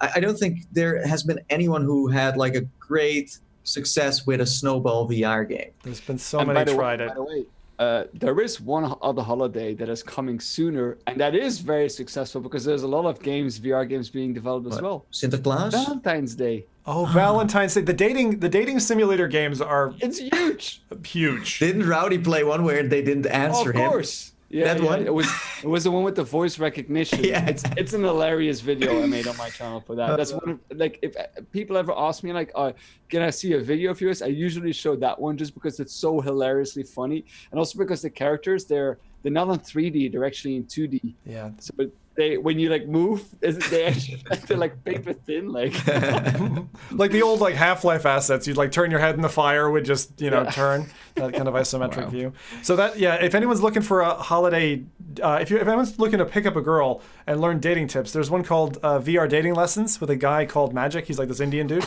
It is the scariest thing because halfway through, my wife was like, because we did this over 2 shows on the stream, and halfway through, it's like, this is really good advice. And then he starts going like, you walk up to a lady and he's like, and then you touch her knee, and it's like, just put your hand on her knee, and the knee is like the erogenous zone, and it starts to go off a cliff from there. It was brilliant fun. Wow.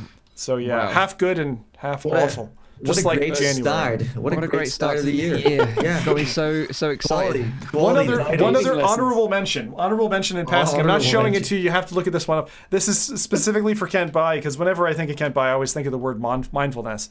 And there's a game called Trip with 2 P's, TRIPP, which is available on Oculus Home and I think on PC VR headsets as well. Which is if you want to zone out, zen out, and look at some pretty visuals, like a visualizer, and meditate, you can. But the reason I'm not hosting it, and I'm only mentioning it, is it's a subscription model, and I couldn't believe my eyes when I read how much you have to pay to actually get into this. And it's like early access subscription model for this mindfulness app. So maybe they'll make a killing in the future, but for now, you're not getting Zim endorsement. You don't get a spot on the show, so there. Anyway, that was it. Our start of January. It's a bitter start. I hope it will improve. Wow. Hopefully all the people that watch the show would have spent their money during the Christmas sale and bought a lot of decent games. Everyone now is looking up all the suggestions we're giving. VR dating lessons, VR Kanojo, VR wow. dating simulator. Well, just so you know, Zim tried to find the best he could, and this is the state of 2020.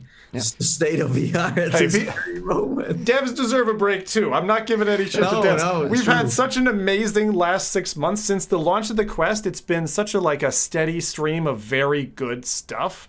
So it's awesome. fair that we get some crap now, you mean? Yeah. Yes. We deserve it now. We deserve a little bit of a bald patch. Yeah. Speaking of bald patches, back to you, Mike. Thank you very much. Well, so I thought we'd just kind of because there isn't that much news going on in the VR space, we would just kind of talk about our predictions, maybe some wild things that we would actually want to happen in 2020 for VR. And I've got a couple of questions, and this kind of touches on what Nathy was talking about earlier on as well. So I've got some questions that can sort of spark off the conversation. So first question, feel free to join in the chat, by the way. We'd love to know what you guys think. But do you think there will be a Quest competitor in 2020? And if so, who do you think it'll be from? Standalone, you mean? Standalone. I think it's unlikely, but I would love to see PlayStation come with a rechargeable headset that has been touted by a few people. I think it was Ben from Road to VR mentioned it first, the PSP VR, which is such a cool idea to bring Resident Evil onto a school bus and just torture children with it. I mean, I would love that. But is it then really considered to be a Quest competitor because it would just still run off the PlayStation, right? So it would be standalone, but also be able to connect it to a PlayStation, like the Quest is standalone, also connected. So it would to have the its PC. own store next to the PlayStation store? No, I think exactly. So my concept of it would be that's what we were talking about last week. But if it was standalone on its own and ran like an OS like PSP ran. Because you're entering, I would love to see Sony enter the mobile market. They're always quiet about these things. And that's why you're just this eerie, when you think about the idea and you think about their position in the market and you go, VR's been really good for them. And you look at their consoles in the past and you go, hang on a second, PSP hasn't done badly for them. That could definitely do very well, particularly in Asia. Even if it doesn't do well in other markets, please, Sony, do it. So yeah, and I think you're right, and that's exactly what I wrote down actually. So you pretty much had a mind meld with me and read my mind. But I think if anyone can step up toe to toe with Oculus with the Quest, I think probably Sony are one of the very few companies out there that could probably pull it off because of their history with PlayStation and making mobile devices like the Vita and the software library.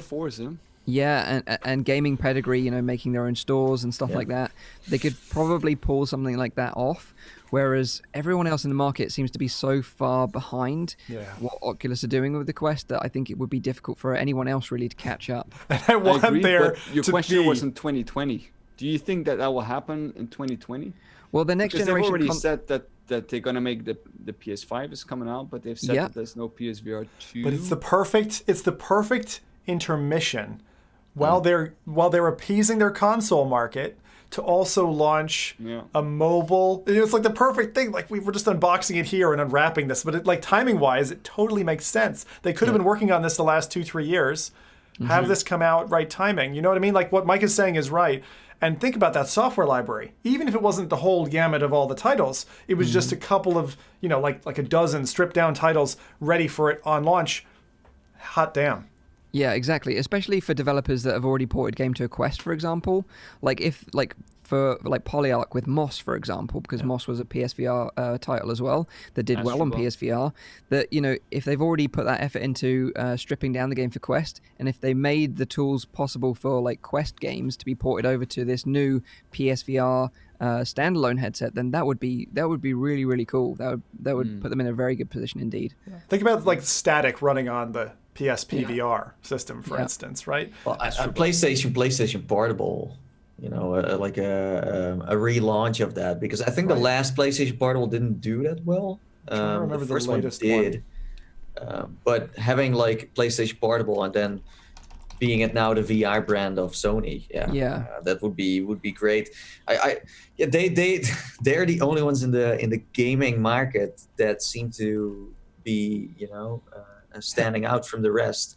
It's not Microsoft, it's not it's them. Like, everyone knows PlayStation, and I think if they make something VR, it will be known pretty quickly by a lot of people. I'm gonna have to flash this on screen. So just looking at the Wikipedia page for PlayStation Portable, all of the models have been discontinued at this stage. So there was the PSP 1000, which I owned. I actually bought that. PSP 2000, 3000, PSP Go, and then the PSP Street for the kids.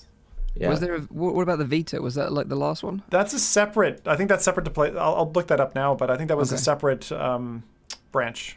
Okay. It didn't go under the Vita. Yeah, I loved that. I loved the Vita console. I thought it was awesome. Yeah, but I think that would be amazing. Like, if that was one wish that I had, I think that would be it. For Sony to really step up and be competition, like you say, because without competition in the marketplace, it's not particularly great. For consumers, because competition drives pricing down, it drives innovation, more acquisitions of studios, and sort of it helps sort of the market grow a lot quicker as well.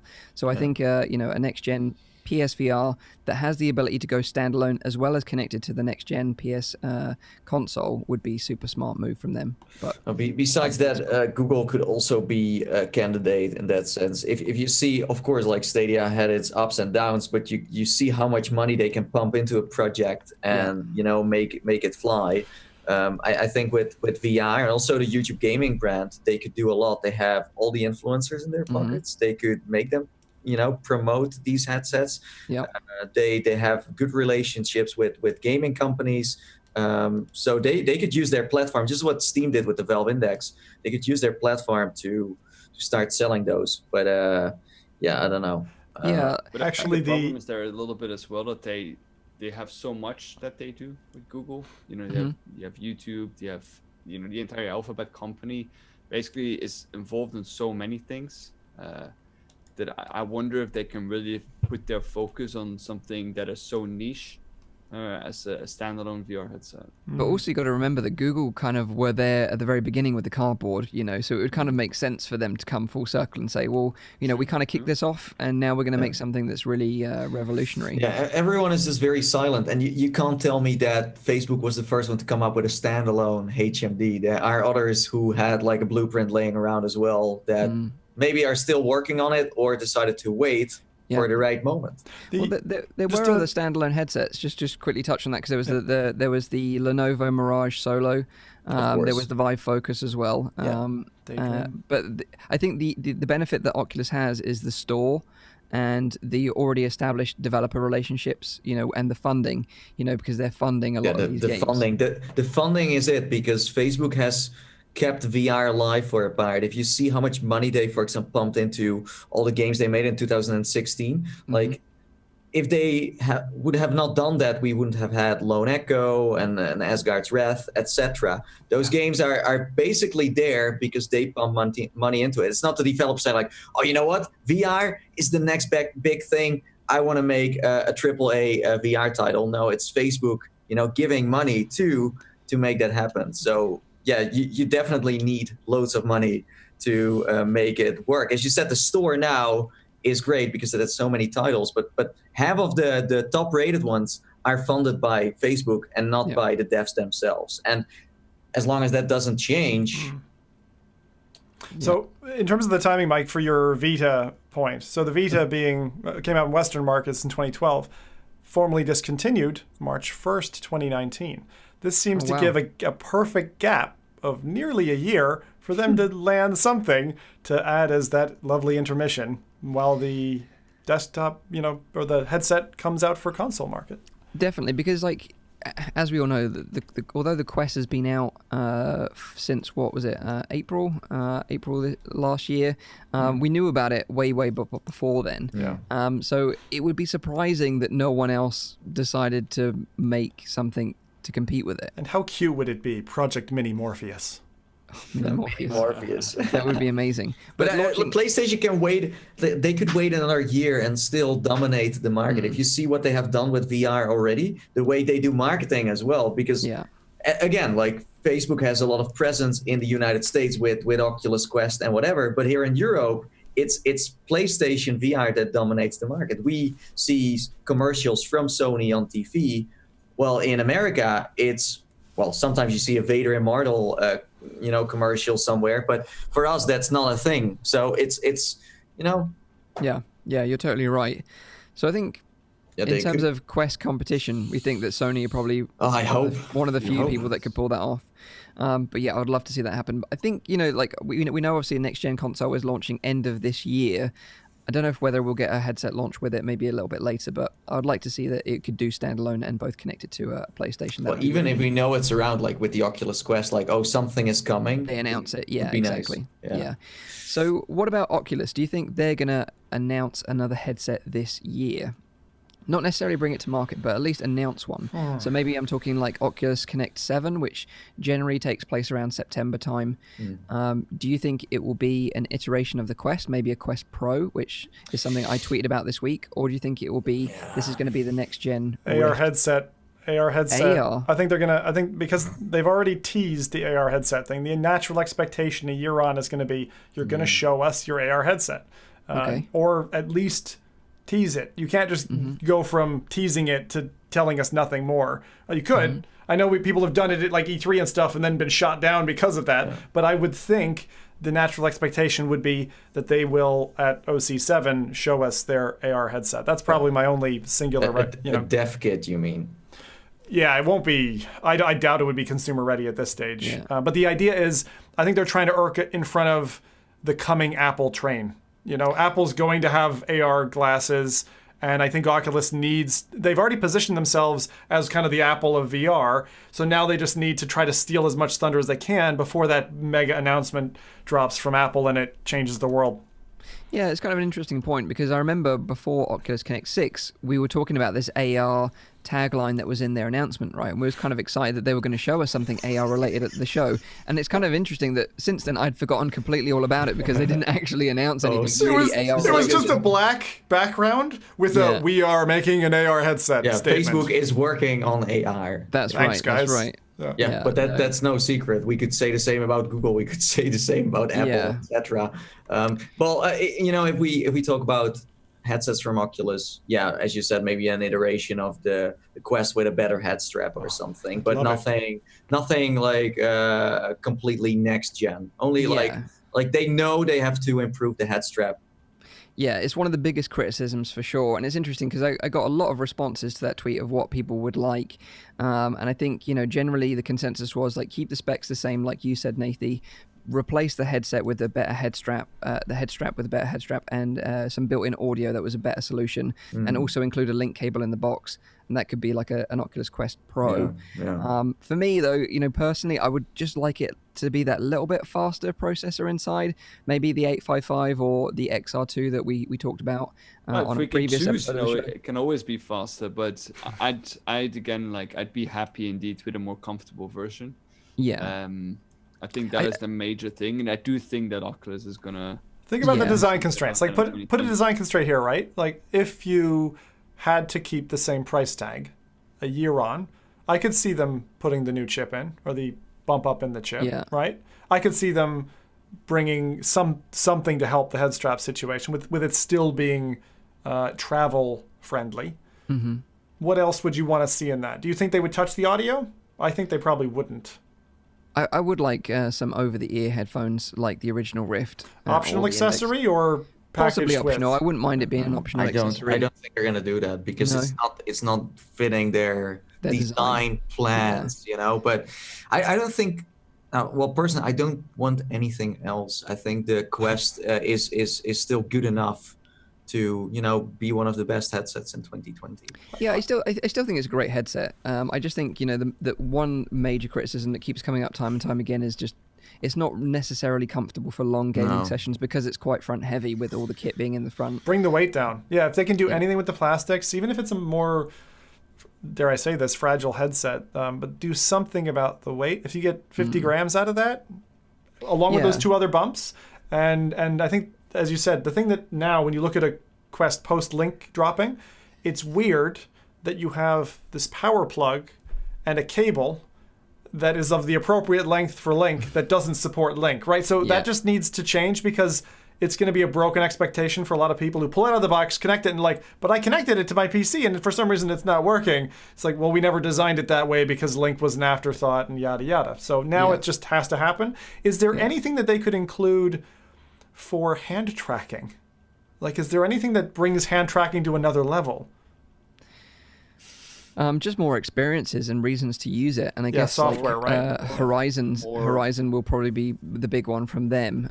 We've got Elixir, which is coming, which is a game that was demoed at OC6. I didn't sadly get to play, which is a spell casting kind of potion mixing game that uses hand tracking. But I guess more developers will be including it, like Richie's Plank experience, like we talked about on last week's show. Yeah, I think we'll see more of that. Yeah, they made some big bets on Facebook Horizon. I feel like they have high expectations.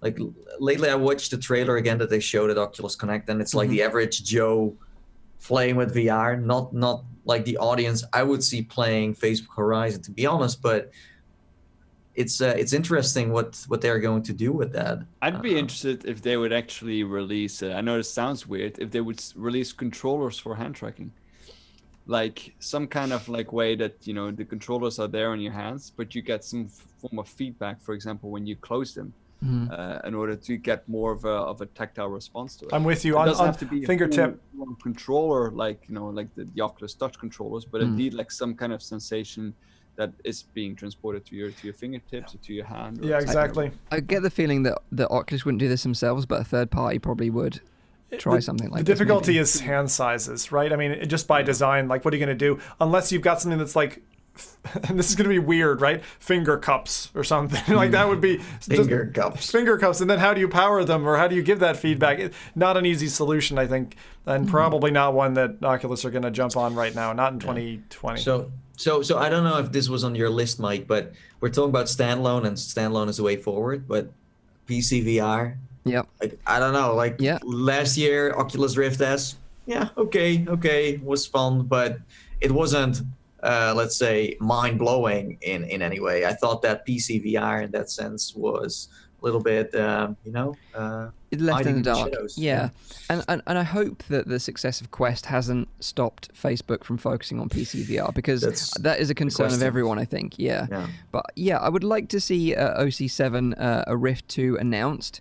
A true successor to the Rift, and maybe that incorporates some of the half dome stuff that we've seen, with very focal displays. Because I think that could be revolutionary. That could really change the game again, and it could give them something that is completely unique to them. So in your opinion, the Rift S wasn't the successor to the Rift CV1. They even said that themselves. No, it was definitely a stopgap. That was overdue.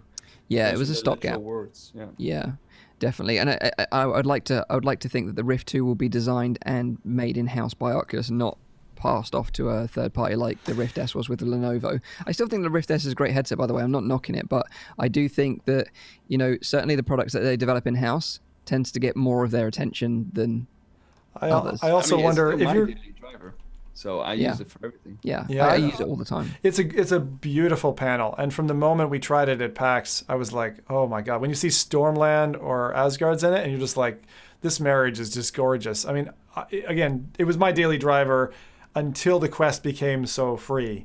But for me, I think Rift 2 is not going to happen at this stage, and the reason I say that is more related to the advertising side of Facebook. Like right now, data aggregation and being able to convert as many people, make the headset fully accessible, that's got to be the driving force behind the ship right now. And so I think, I still think that they're going to find a way to feed the lower end of the scale and keep chopping numbers. I wouldn't be surprised if we saw, and this is one of the things I want in 2020, is Oculus Go priced at $99. I'd really like to see that. And a lot of people, like Ian from Upload, who keeps talking about the Go, like I think that some people don't understand what sells headsets. And one of the things that we got in the polls before, and I'll just touch on it very briefly, is like the adult film industry is a big deal. We see it with the VR Kanoja we saw on the Stag last time, but like that kind of a headset for things like, porn and poker and those simple applications where you just want to entertainment, where you just want to watch a film. To get into VR for $100 and decent VR with a great software library that then hooks you into an ecosystem that later you're going to upgrade and go, oh, now I get Quest 2 or whatever.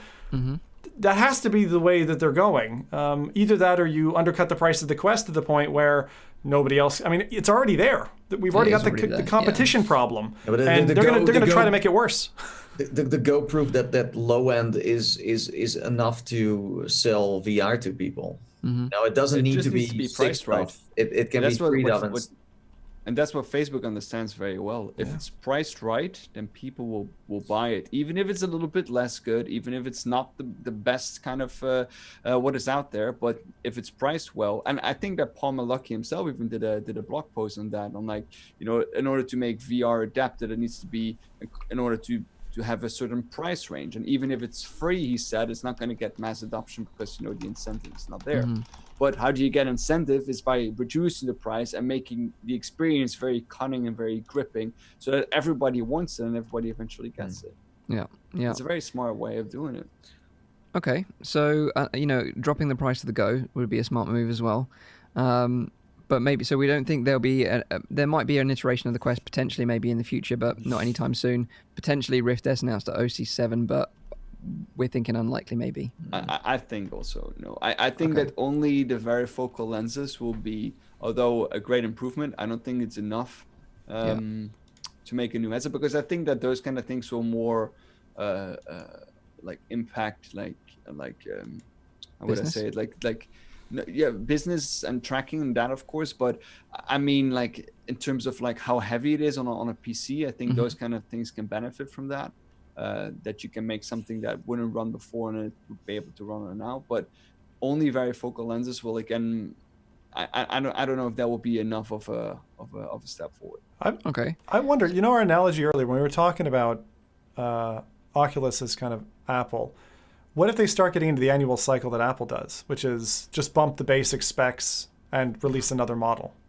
Like you go from Go to Go 2, you go from Quest to Quest 2, and you're just bumping better resolution, better battery, more comfort, and you just start hammering on that. I mean, is that not an upgrade cycle loop that makes sense for consumers? Later down the road, for sure. I mean, it's the same with phones, TVs, everything. If the updates stop, a device become unusable. So you can kind of force people into, buying the next headset. But right now, it's too early. They're still trying to win over people to become a part of their big community. Yeah, like that's the thing. It's for them. It's like having them use their devices as much as they can, and it's not so much about next headset. It's like, will they stay with the headset right now? I think they're doing a lot of research on, hey, what's the state of the market now, and how can we monopolize on that for the future. It's just kind of weird because we were talking about this element of things. My brain just turned to, like, would I be willing to buy a Go? Let's say there was an upgraded version of the Go for $150, right? With the same panel or a better panel than maybe the Quest has, that would be just specifically focused on like film watching. Like this concept about big screen, and it got me again. My wife and I want to now set plans, sit down, watch a big screen film, and she was the one who was like, "Oh, let's give that a go." Give it a go. See what I did there? But if there was an upgraded Go that was like more comfortable for movie watching than even the Quest is. But I still personally think that 6 degrees of freedom is like the minimum now. I agree. But I think it's going to come because, you know how I think it's coming? I think it's coming with hand tracking. You're going to have a hand tracking unit, no controllers in the box. If they added a 6DoF Go headset with hand tracking maybe, then that would be probably quite interesting. Oh God, this is we're really Quest. But this is sounding cool, man. This is just sounding cool. But yeah, but I don't think 3DoF is you can't sell that anymore. No, I think it's a dead end. Yeah. I agree. But I would go to a stripped down version with hand tracking or something like that. Just entertainment only. Entertainment only, that would work for sure. But let's talk about PCVR then. Yeah, for education, perfect example of where and training and all that. Yeah, that whole market. Yeah. But let's talk about PCVR then, because let's say Oculus don't bring out another headset in 2020 or announce one even. Who will? Who do you think will come to market with a headset? Because I don't think HTC are going to, having just dealt with the Cosmos and how that performed. We know Pimax are bringing probably a dozen more headsets throughout 2020. Microsoft could bring some more Windows MR. Yeah, so that's a good point. I think that's probably likely. Out of the competition, I think that's probably the most likely one, because it's been a long time since Windows MR launched, and we've been saying that we need a second generation Windows MR lineup for a long time. I'd like to see a Samsung Odyssey 3, for instance. That's what I would like to see. Yeah, because some of them that came out were actually pretty good. As you said, the Odyssey wasn't that bad. The HP Reverb was also not the worst headset ever. There's not a simmer headset yet. That's the thing. I mean, like that is a market that Pimax could have cornered, didn't successfully, in my opinion. And I think Samsung did a much better job of it. Like the Samsung Odyssey or a similar Windows MR headset that's really capable, and like forget the controllers, like just the headset, focus on that, the fidelity, etc. Make it good for simmers. There's a big market for simmers. They definitely need some new controllers next to that as well, because the ones that they had were not that great. And I think they should use the Windows Store more. They should use it in their favor, and that could definitely bring some stuff and work together with, let's say, NVIDIA, work together with all kinds of other parties. I mean, Windows has, of course, a big lineup of companies they work with, so they could use that. Yeah, no, I totally agree. A Windows MR headset with a larger tracking volume and better controllers, I think you're onto a winner there. With partners such as Samsung, they've already shown us in the past they can make excellent headsets. So, a next gen Odyssey, I'd be totally down for. But the strange part is almost every Windows MR headset we have seen so far wasn't necessarily focused towards the consumer. For example, the HP Reverb was more a industry one. Yeah, that's true. Yeah. And so it has never felt like let's say a gaming device to me. No, but I think as well, like you're right, they didn't ever push VR on their store particularly, or leverage any of their huge IPs that they control, like Halo or Forza or Gears of War, which they totally could have done. But maybe I would love to see them do that. But then seeing the Xbox team's response to VR, maybe that's just a general feeling amongst Microsoft. I don't really know, but I would love them to tip their hat in the game anyway. I think it needs them. PC VR, like it could also be a Razer. It could be, I don't know. It could be pretty much everyone. It could also be like, I don't know, Origin. There are so many gaming brands, but I feel like there are only a few, like a few that are really, big in the gaming scene. It's like very minimal in that sense. But I think what's exciting right now is that because the VR industry is growing at a rapid rate, we could see a headset launch that could be the best thing ever that we don't even know about yet this year. And that's what's really exciting to me, is that prospect of the unknown. Someone's working on something right now that could completely change the game or blow our minds this year that we just couldn't anticipate, because that happened multiple times over the last few years. Yeah, and as Zim said, like you can make jokes about colors and LED stuff, but if you see how much, for example, a Razer sold, and also Logitech with their gaming line, that works. Like if you have a flashy thing going on, then people are like, whoa, what is this? Like, because almost every design we have seen so far is still. And exactly, some of those more consumer appetite engaging headsets, like there's some weird stuff. Like, remember the Bose glasses that were like audio fidelity? There's the Focals by North. We could really see something in a lot more of a flat pack, something that a consumer would pick up if they went into a sunglasses shop. User ID10T mentioned that like 3DOF might be acceptable in that package. Like, even if you forget the AR side, I think that the most compelling thing in that form factor is probably just augment my reality. In other words, give me data as I'm walking down the street, tell me the shop I'm supposed to go into in some kind of unobtrusive way. I'm really keen to have that, even though I'm not a glasses wearer and I'm not that keen to kind of get to that point. The whole, what was it, Snapchat spectacles or whatever, that whole thing showed that people are willing to go and buy that type of tech, even if it's got like small set cool features, and provided it doesn't like infringe on people's bathroom privacy like the Google Glass. If we don't make those mistakes, then there might be something to bite. Cool. Okay. So let's obviously talk about probably one of the most important things in VR rather than hardware, and that is of course the software, because without great software, no one's going to buy the hardware in the first place. And we've got a few awesome games lined up for 2020 already. Half-Life Alyx, for example, Medal of Honor. But what other games that maybe haven't been announced yet, or games that have maybe just been teased that you would like to see come to fruition in 2020? I would say, like, not a title in specific, but multiplayer co-op online. That's what needs to be focused on, because that really shows the potential VR has. I totally agree.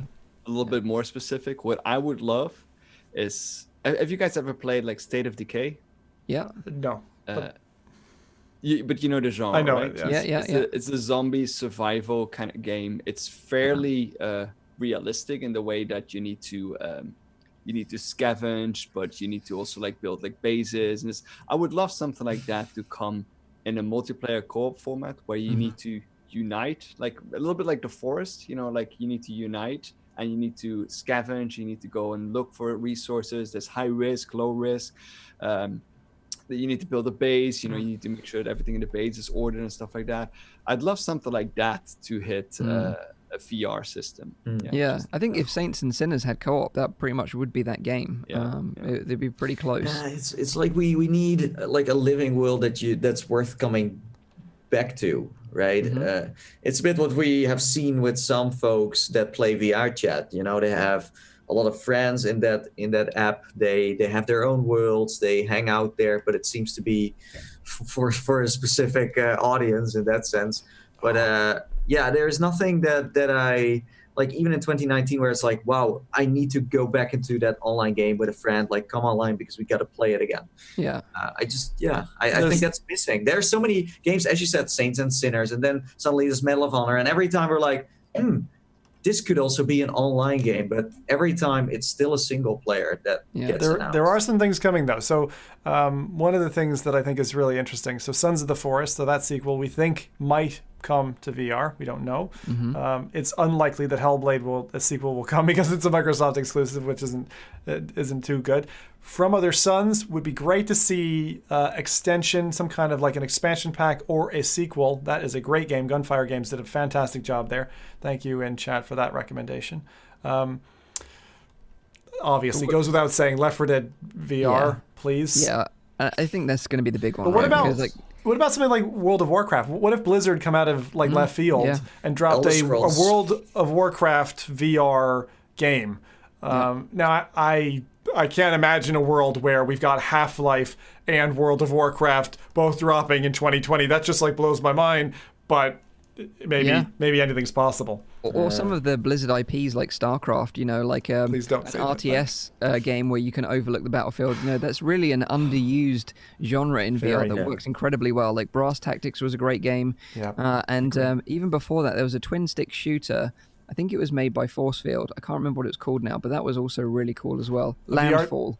Landfall was kind of neat. Yeah. There's actually been, as you say, I think underused is the best term for that strategy category right now. Yes, definitely. It is compelling. I think they have not solved the control scheme problem. It can be convoluted. Had enough to like settle down to like feel comfortable at the moment for micromanagement. And so they need to do something. And maybe a hand control game with strategy involved could do that. Yeah.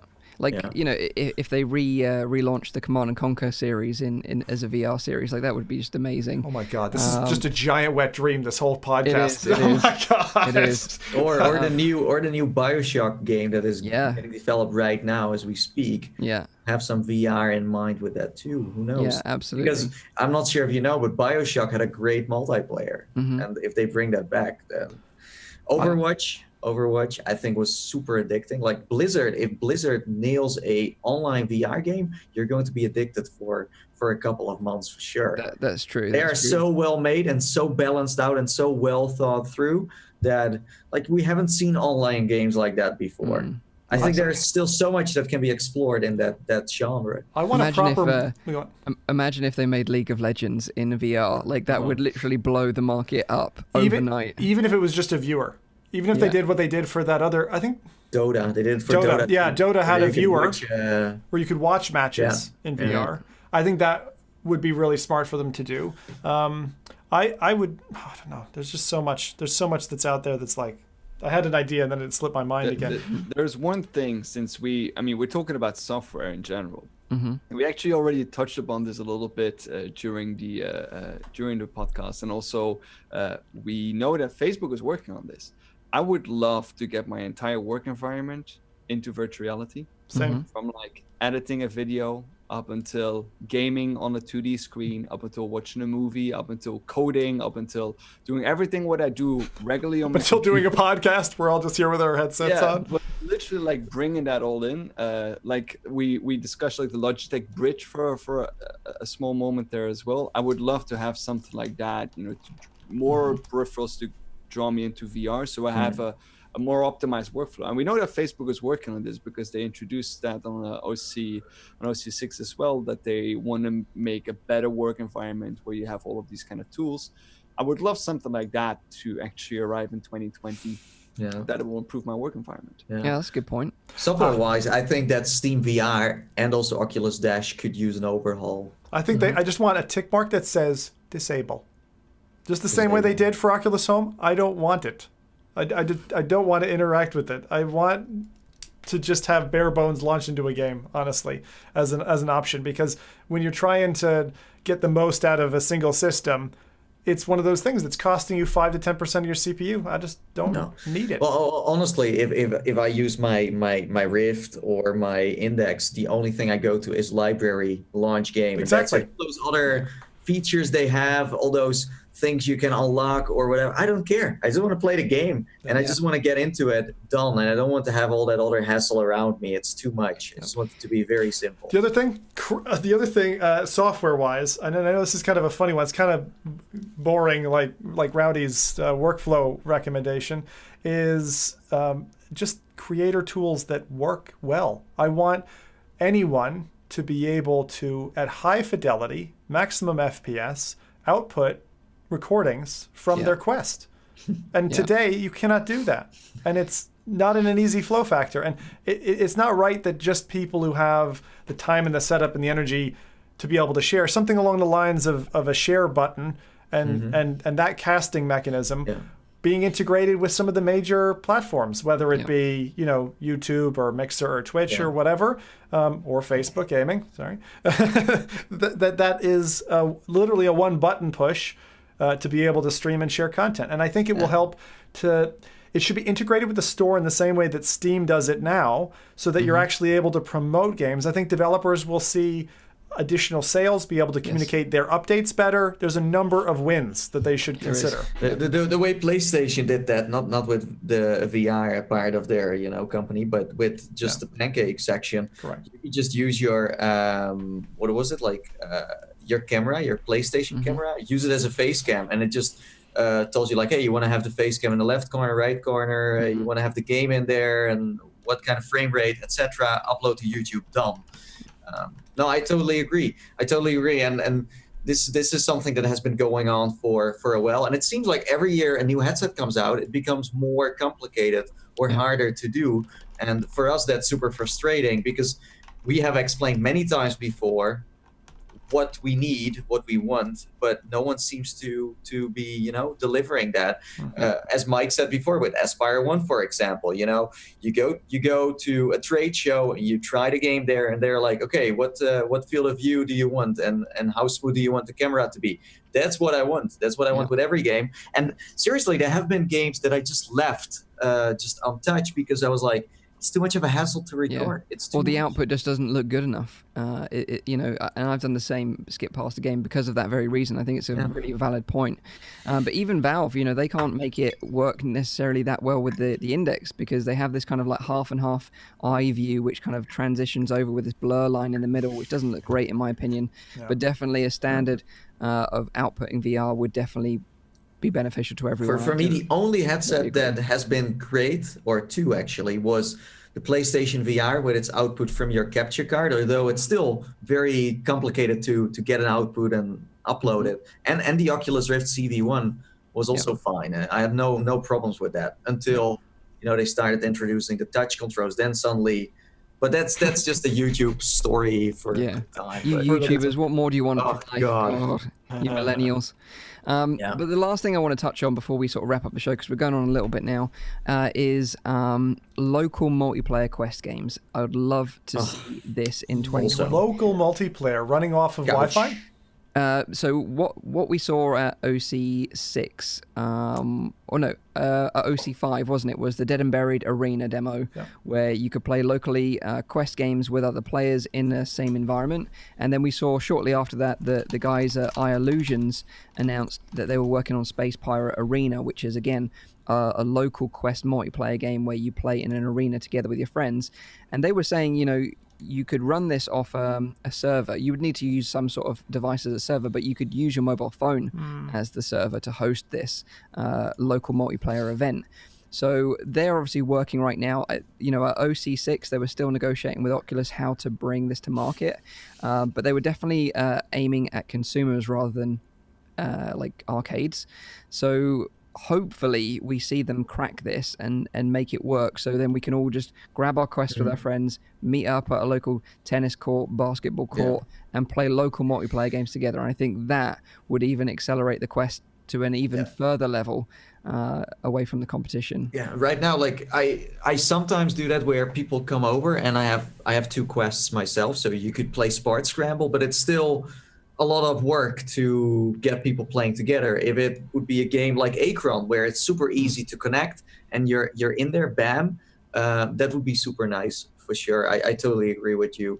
And it shows so much more of the Quest than, like, if we look at what came out on the Quest so far, it has been mainly single player. Well, socially, it's a super fun headset to share with others. And I feel like we haven't shared our HMD enough with others just yet. Yeah, exactly. And what if, obviously now Beat Saber is owned by Facebook, what if they brought out a local multiplayer experience where you could play Beat Saber together, see each other score, but also be in the same room together with this low latency. Yeah, exactly. Connection. Like an extension to their existing party mode, which I've done that. We've done a party with Beat Saber, and it's awesome. And it's the trouble is you get into that mix of like of competitive exercise, which is both good and bad. Bad when testosterone kicks in and you're like, no, I'm going to be alpha male, not you. And sometimes that's an alpha female, and she's 10 times better than you at Beat Saber, and you keep trying. But doesn't work. It just says enough that Half Plus Half was one of the highlights of 2019 in terms of online play of like, playing something together. And besides that, I don't know. I think the shooters have had a solid kind of resurgence this year. The kind of updates that we've seen to Pavlov, Onward, Contractors have been pretty good. But and I feel like esports is I know. I mean, the thing is, it went through, like, in particularly 2018 was like oh God, maybe it's on a lifeline. Is this going to survive? I wasn't so sure that esports was going to not have like a couple of years where, like Atlantis, it went under the ocean and then it came back later. So I'm glad they've actually managed to keep the head above the water and actually keep floating, because I think now, as this cements, it's going to, with things like mobile Pavlov and stuff, it's gonna start to take off. But I'd love to see some kind of like a room escape type game. I know, Mike, you were talking about kind of horror stuff and that, but I'd love to see something that's multiplayer in the same space with that, almost like a void type experience. That would be but where awesome. the headsets are aware of each other's positions, so you've got some kind of guardian boundary that looks like a stationary boundary that if you get too close, it's like your force fields are conflicting. But that would be awesome in just like a warehouse or something. So developers getting together with a bit of real estate and just doing that in a multi-story building. God, how immersed would you be? Like, that would be amazing. I would be all for that. What about the chat? Have they got any good suggestions, stuff that they're hyped about? Maybe I can just sort of remind everyone of the show times whilst you sort of scroll through the chat and find some good ones. But just a reminder, this is a weekly VR, AR, and MR talk show, live streamed every Saturday on YouTube, Facebook, and on Twitch. We use a Restream.io to make all this possible, by the way, to stream to multiple platforms all at the same time. So if you're interested in doing a similar multicast stream yourself, go and check out Restream.io. You can also check out the show actually in VR, which is pretty crazy, using big screen TV. Go and sit in a room with 8 other people, discuss the show as you watch it together in a VR room. Really cool way to watch the show. The show goes live at 7 p.m. in Europe, 6 p.m. in the UK, and 12 midday in central US. You can also check out the audio version, which Rowdy works incredibly hard on to make it sound really awesome.